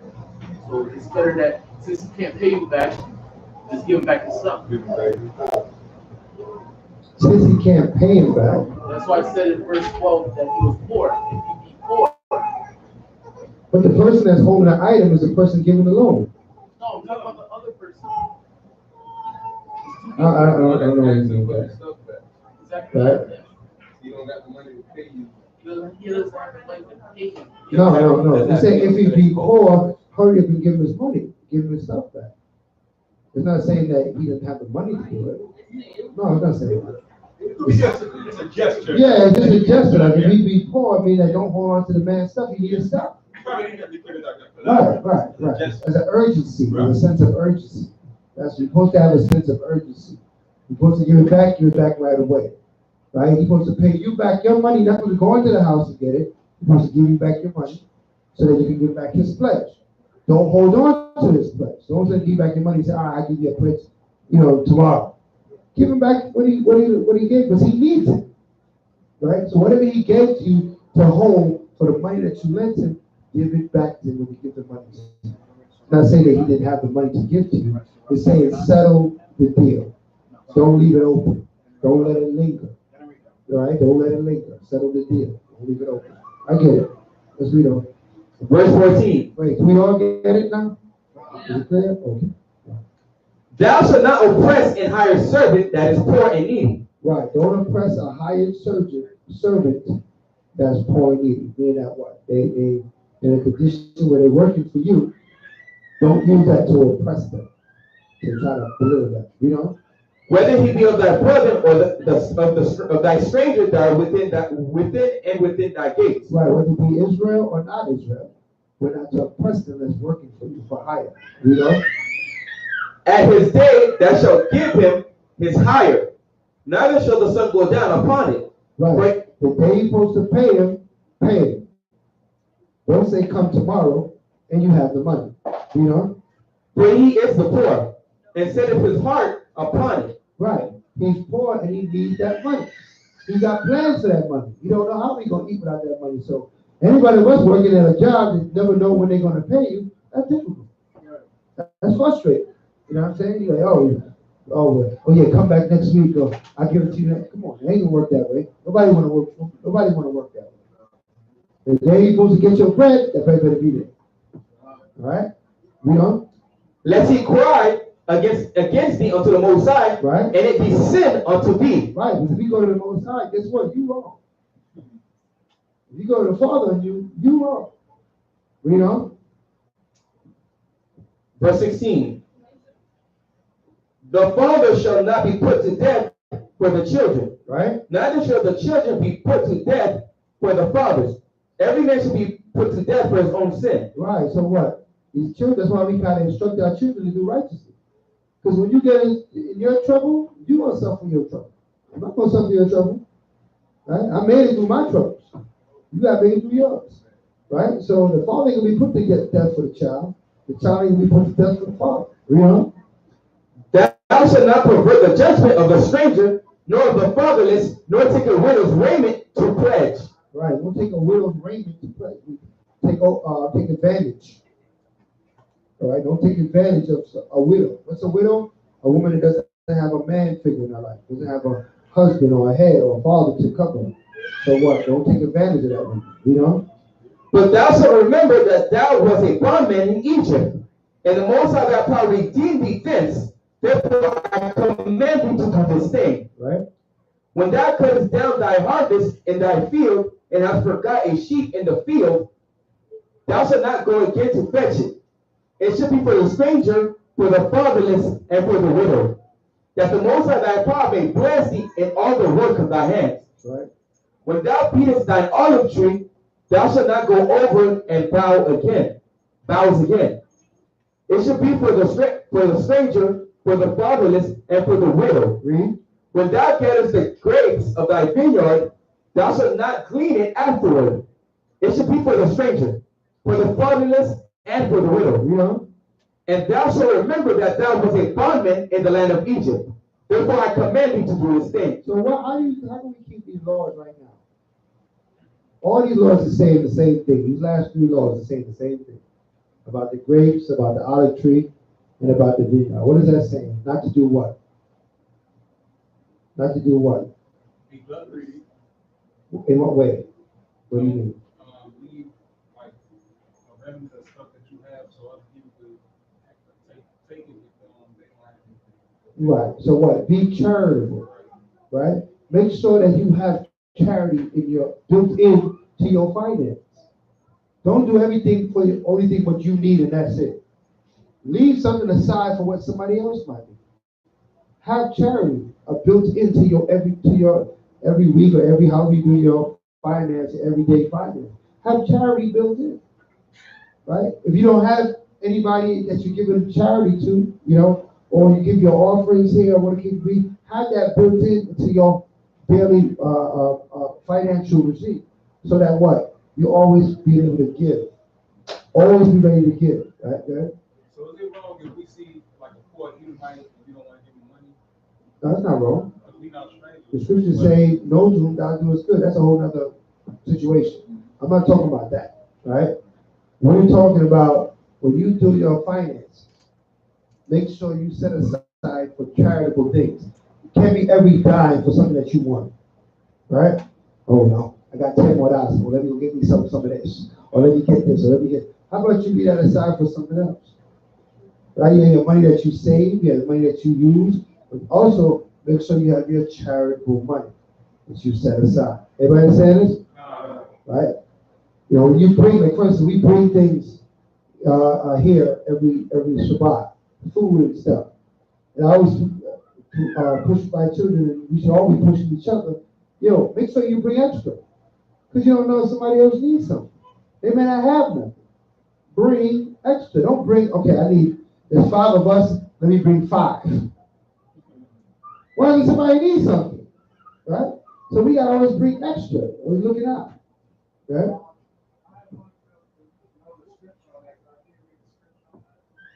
For what?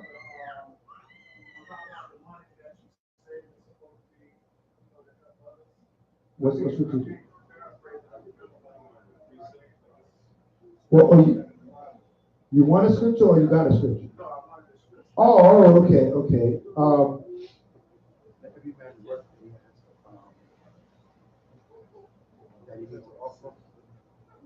I got you. I got a verse.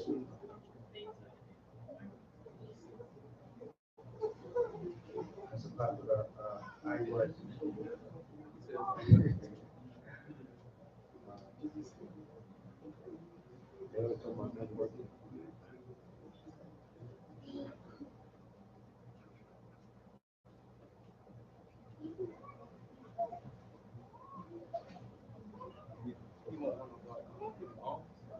Nah.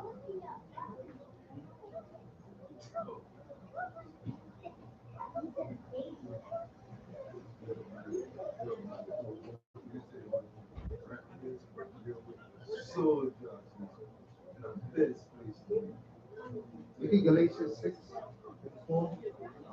so the meaning to it, we play with the words and what we deal with it.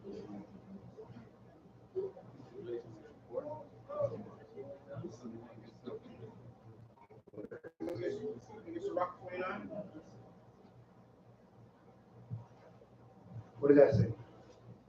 I lend it to your brother. Yes, sir. You're late. You got that one in your shower, boy, it's late. Talk to him as well. Yeah, I think so. Yeah, it's not a scripture about it. It's not about a loan. It's about giving.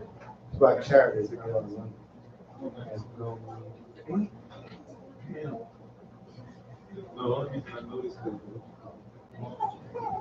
Yeah, Ephesians 4:28. Ephesians 4:28.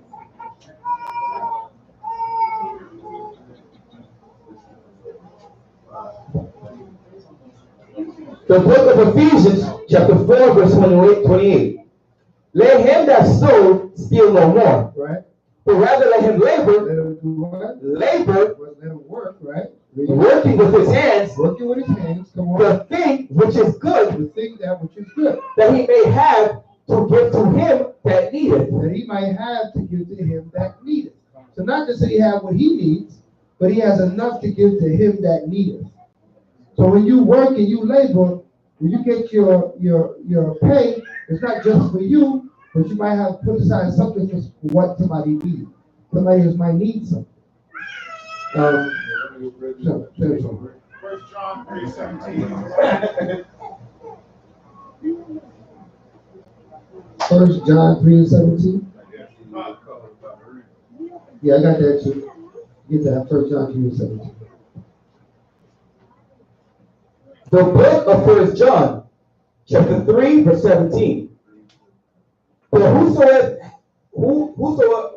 hath this world's good, and see his brother have need, and shutteth up his bowels of compassion from him, how dwelleth the love of the Most High in him? Right.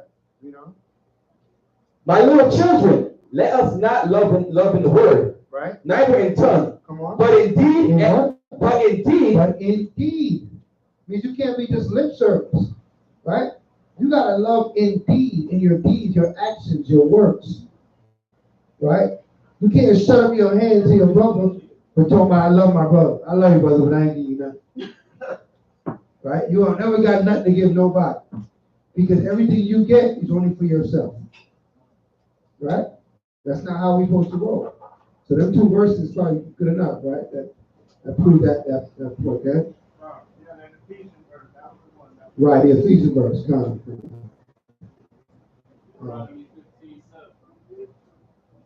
Deuteronomy 15:7.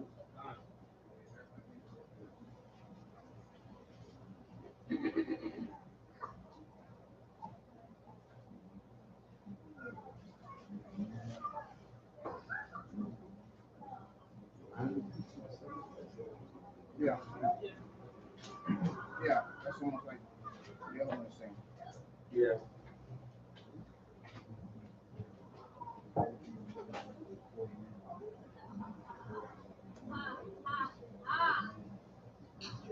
the book of Deuteronomy, chapter 15, verse 7.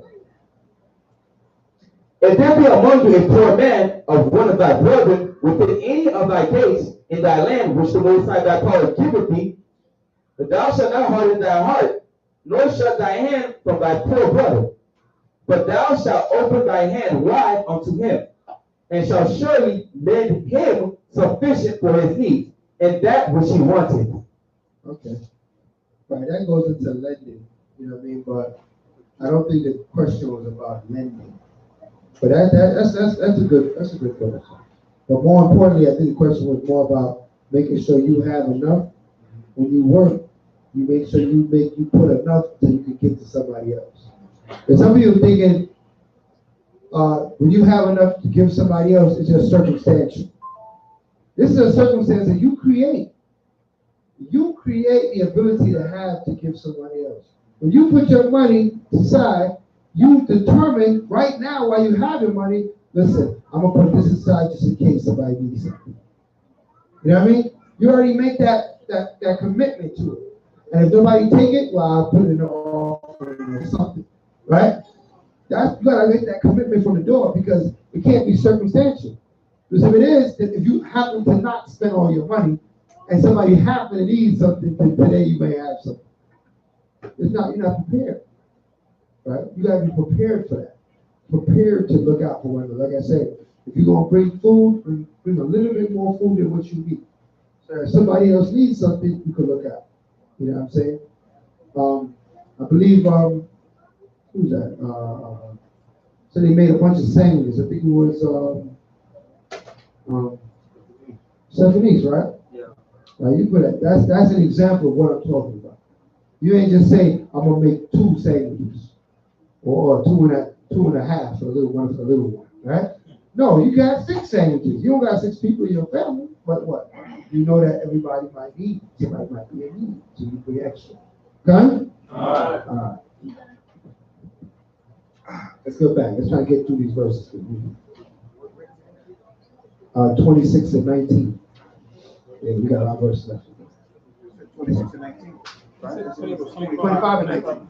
Yeah. Oh, 25. Okay, good. 25. Not so bad. I thought it was 26 and 19. The book of Deuteronomy, chapter 25, verse 1. If there be a controversy between men and they come unto judgment, that the judges may judge them, yeah, then they shall justify the righteous and condemn the wicked. Come on. And it shall be if the wicked man be worthy to be beaten, that the judge shall cause him to lie down, right, and to be beaten before his face, right, according to his fault, by a certain number. Right, by a certain number of lashes, he shall lie down right there in front of the judge, and then they call in Bayah, right, to beat them. Why don't call Malachi? Huh? Malachi? I don't know. He's got to get his push-ups. Anybody will take that beat. Right? We know. Verse 3. 40 stripes. How many stripes? 40 stripes. 40 stripes. We know. He may give him. He may give him, read. And not exceed, lest he should exceed and beat him above these with many stripes. then thy brother shall seem vile unto thee. Right, so what? Don't do, not more than 40 stripes, 40 stripes. Right? 40 lashes. Right? You don't want 40 lashes. All right? Read on. Thou shalt not muzzle the ox when he treadeth out the corn. That's one of my favorite scriptures, right? Thou shalt not muzzle the ox when he treadeth out the corn. What does that mean? What does a muzzle do? It prevent the ox from what? He can't eat. So if a man is working, right?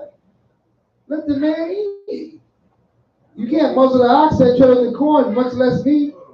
If I'm working, let me eat. Right? So that's the understanding of that scripture. All right? A working man is worthy of his hire, of his pay. All right? So don't muzzle the ox that treads the corn. You know?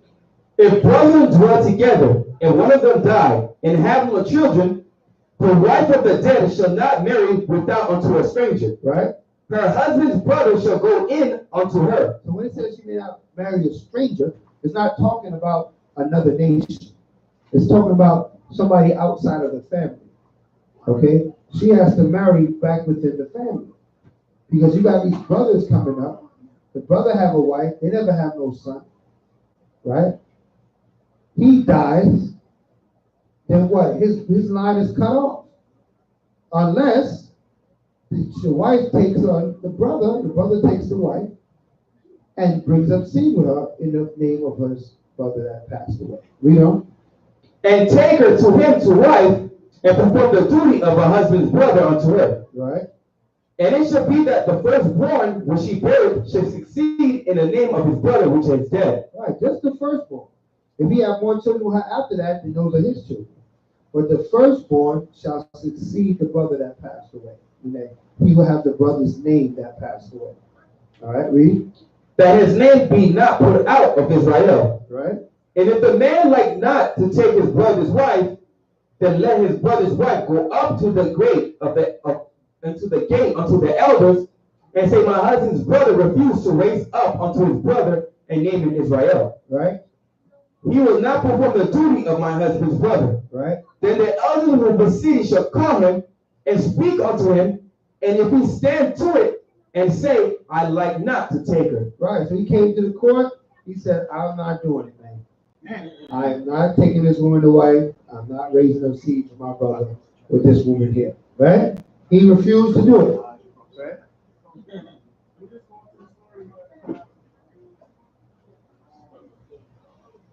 We made seed fall upon the ground. What you talking about? Yeah, he was supposed to do this. But instead of him just saying he don't want to take or raise up seed, he went and laid the woman anyway, try to use it for lust. And let the seed fall upon the ground. That's why he got judged. Okay. You know? Then shall his brother's wife come unto him in the presence of the elders, and loose his shoe from off his foot, and spit in his face. Right. And shall answer and say, so shall it be done unto that man that will not build up his brother's house. Listen, his brother was willing to go through it. He refused to deal with this woman. Okay, for whatever reason. Right, read on. And his name shall be called in Israel the house of him that hath his shoe loosed. He's gonna have that reputation forever. Okay? He's gonna walk with that reputation on him forever.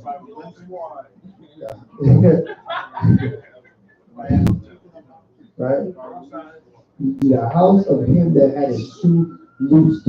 So when he have his children and he go with his family, everybody will remember, oh yeah, oh, that's your father? The guy that got his shoe loosed? You from that house? That story will never end. Who your grandfather again? Oh yeah, he's the one that got his shoe loosed. Read on. When men strive together one with another, and the wife of one draweth near, for to deliver her husband out of the hand of him that smiteth him, and put it forth her hand, and taketh him by the secret. Right, so now you got a woman. You got a woman here, tough woman. She want to get in the brawl. She want to start fighting and stuff, right?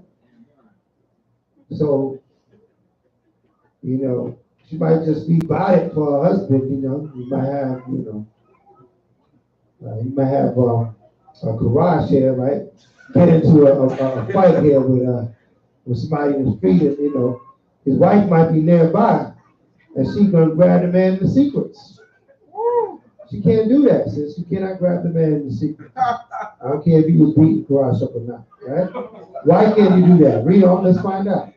Then thou shalt cut off her hand. You will be handless. Okay? Her hand get cut off for doing it. Okay? So a lot of people want to ride or die chick. Leave the woman at home. You got your battle, you handle it. Don't get your woman involved. Okay, you gotta handle it. Read on. Thine eyes shall not pity her. Right?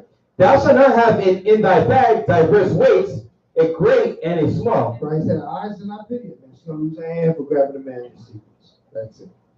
All right, so they like to do that in these movies and stuff. Always want to hit the man in his secrets.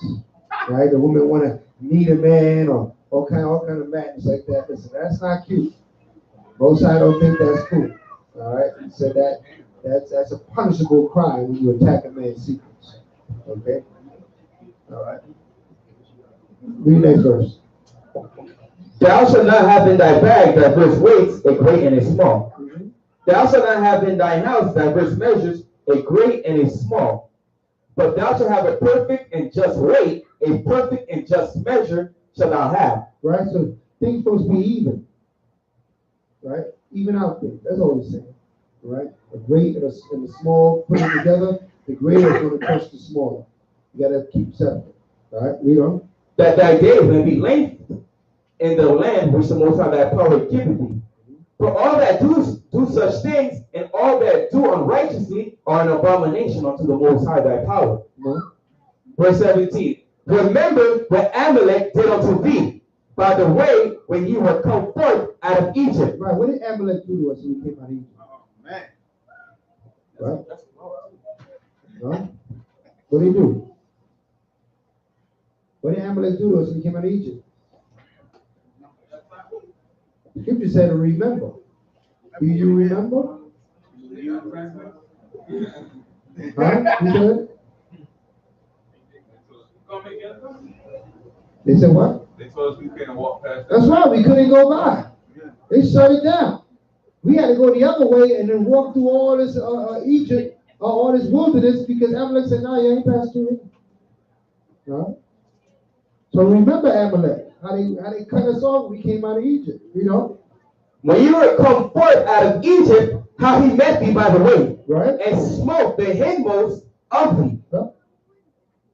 And smote the hindmost of thee, right? Even all that were feeble behind thee, when thou wast faint and weary, and he feared not the Most High. Well, therefore it shall be, when the Most High thy power has given thee rest from all thy enemies round about, in the land which the Most High thy power giveth thee for an inheritance to possess it, that thou shalt blot out the remembrance of Amalek. What? Blot out the remembrance of Amalek. Blot out the remembrance. Kill them all. Read on. From under heaven. Right. Thou shalt not forget it. Right. They said, don't let them get away with that one. All right. Destroy Amalek. That's a law, right? That's a law. Destroy them. Blot them out of the book of life. Okay. Most High hold a grudge. Okay. Especially against these nations. So let's get a Most High hand for the portion that we have received. A lot of information was given, a lot of instruction. All praise be to the party of Isaac and Jacob for his mercy truly endure forever. Question? Can I get a quick breakdown on the Depends scripture? what the topic is. Some scriptures have a quick breakdown, some don't. Be a quick answer. So Luke 22:36, where Yahushua told the disciples to seal the garments by a sword. Is that a scripture that should justify that as an Israelite we should have a gun or we should have something to protect ourselves? No, because the only reason why he had him have a sword was later on. What happened with that sword? What happened? And then what did he tell Peter? To what? He said, not so, Peter. So the sword that he had him get the sword so he could have us stop trusting in the sword. If you understand, he had to use the sword as an example because we trust in the power of the sword.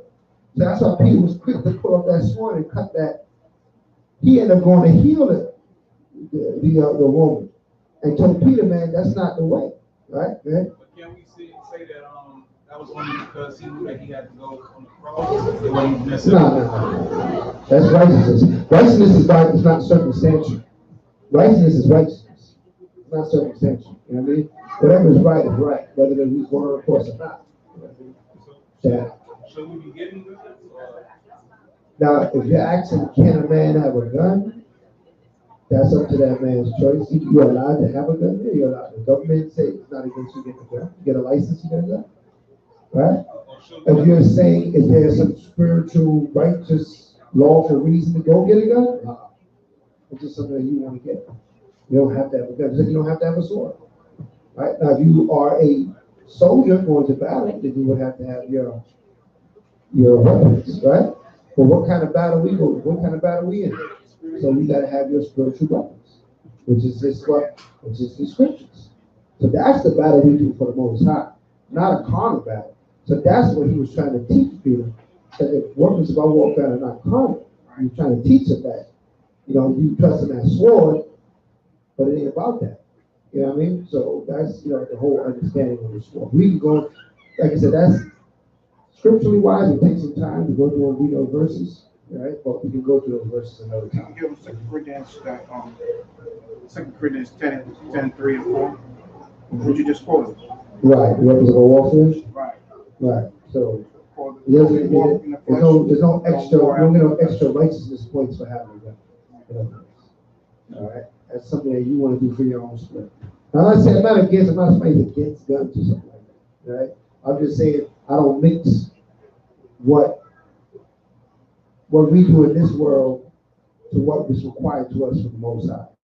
You know what I mean? It's not a requirement of the Most High you have to get it done. Okay? In this world, if you feel more comfortable having a peace and it's legal and it's good, hey, I'm not going to get in your way for that. You know what I mean? I go out to the range, light it up, but I can't say this is what the Most High wants me to do. Nah. Some people try to beg scripture for everything that they want to do. You want it. Right? Call it what it is. Call it what it is. All right. Any other questions? Yeah. In 1 Timothy 2 verse 9, the second part of that verse, I would like to clarity on that. 1 Timothy 2 verse 9. Yeah. We went on the first part last time, but I would like some clarity on the second part of the verse.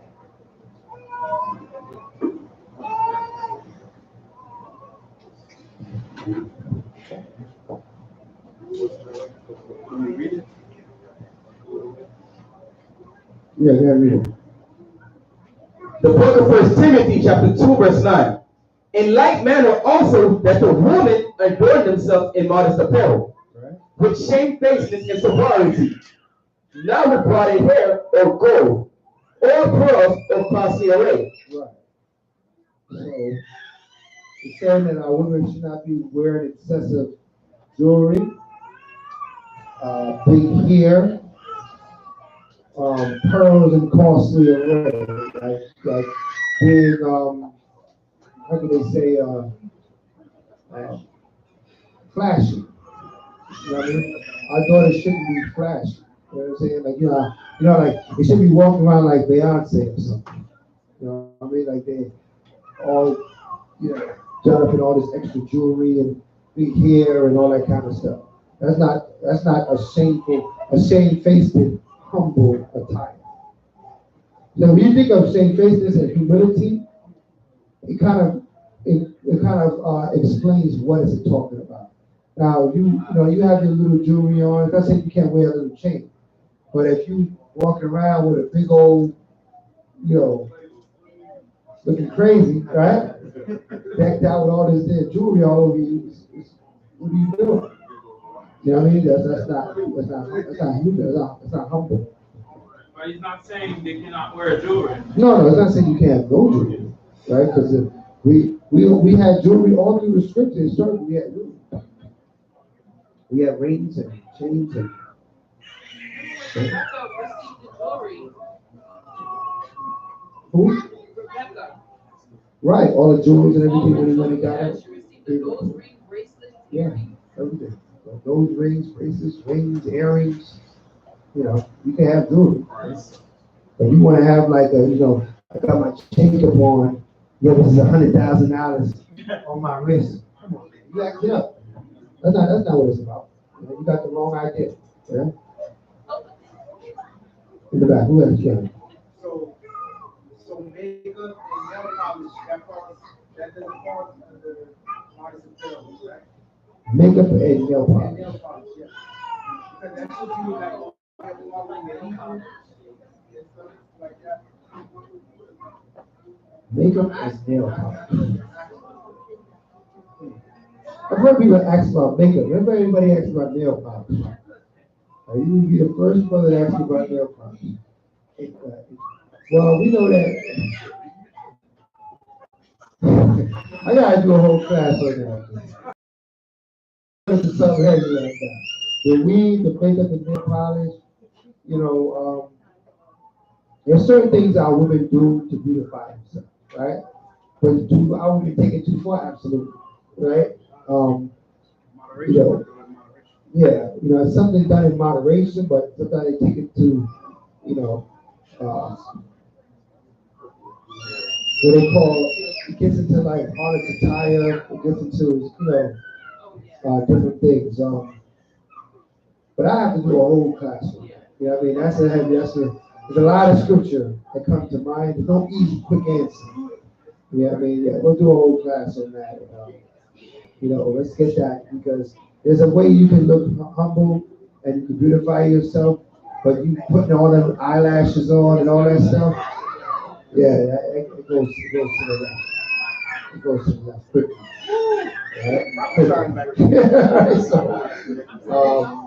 But I have to do a whole class on that. If sisters want a class on that, we go into scriptures, see what it's about, and see if they should alter these things. Huh? What's that?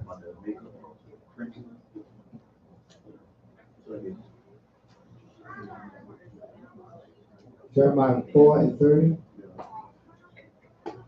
I'm not going to go into scriptures and go give it so much stand. Most of the one people Isaiah 3:16. We're doing it from the next spirit. Right.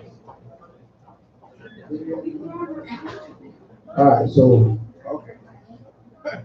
you want to say the prayers for face Jerusalem?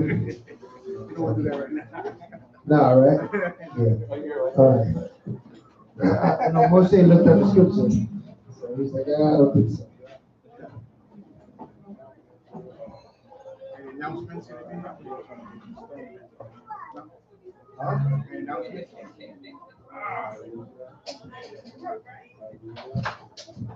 Oh, did we do the we didn't do the announcements. Any announcements I need to speak of? Everybody got anything on? Forest is going to put in a WhatsApp, a new update for the park. You know what I mean? For Tabernacle. All right. No, we won't do it. All right, that's good. Anything coming up next week, by the way? No. No.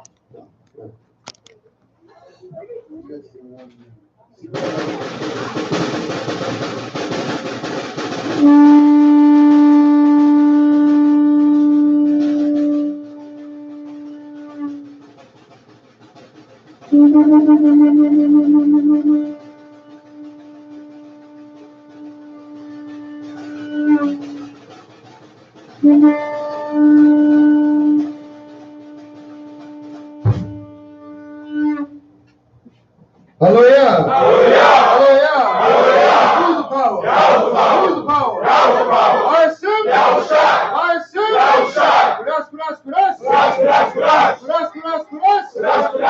Holy is the name of Noah. Yahweh. Holy is the name of Mashiach. Yahushua. Yahweh. Kom Mashiach Yahushua. Kom Mashiach Yahushua. Kom Mashiach Yahushua. Kom Yasharallah. Kom Yasharallah. Kom Yasharallah. Kom Yasharallah. Barakatah Yahweh. Barakatah Yahweh. Hashem. Hashem. Mashiach. Mashiach. Yahushua. Yahushua. Hawa'ah. Hawa'ah. Galanawa. Galanawa. Ashabat. Ashabat. Ashalom. Ashalom. Barakatah. Barakatah. Shemai. Shemai. Rapalayim. Rapalayim. Barak. Barak. Barapah. Barapah. Akazak. Akazak. Wamagan. Wamagan. Wasma'ayim. Wasma'ayim. Akim. Akim. Wa. Wa.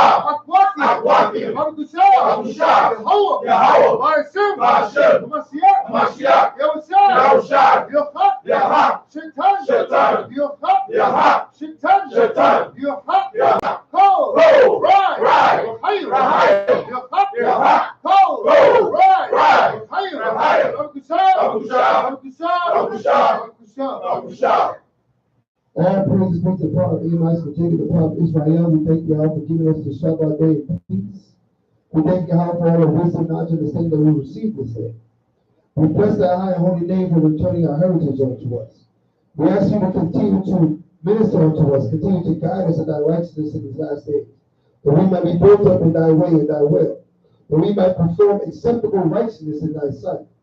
That the day of our judgment, the day of our salvation, the day that deliverance cometh to Israel, that we are found in the number of the saints. We are found amongst those that receive the salvation and bless thy name. We are found amongst those that admire thee in thy coming, and shall be glorified in the glorifying of thy Son. All this we ask, Yahweh, in the name of thy Son, Mashiach Yahushua. In order to have breath, praise Yahweh. Hallelujah. In order to have breath, praise Yahweh. Hallelujah. Hashem Mashiach Yahushua. Glory to God. Amen. Hallelujah.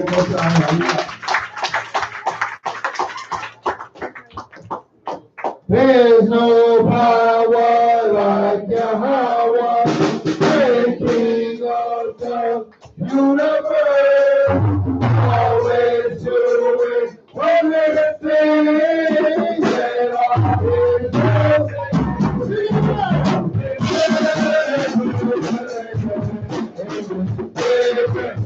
Hallelujah, hallelujah, hallelujah, hallelujah,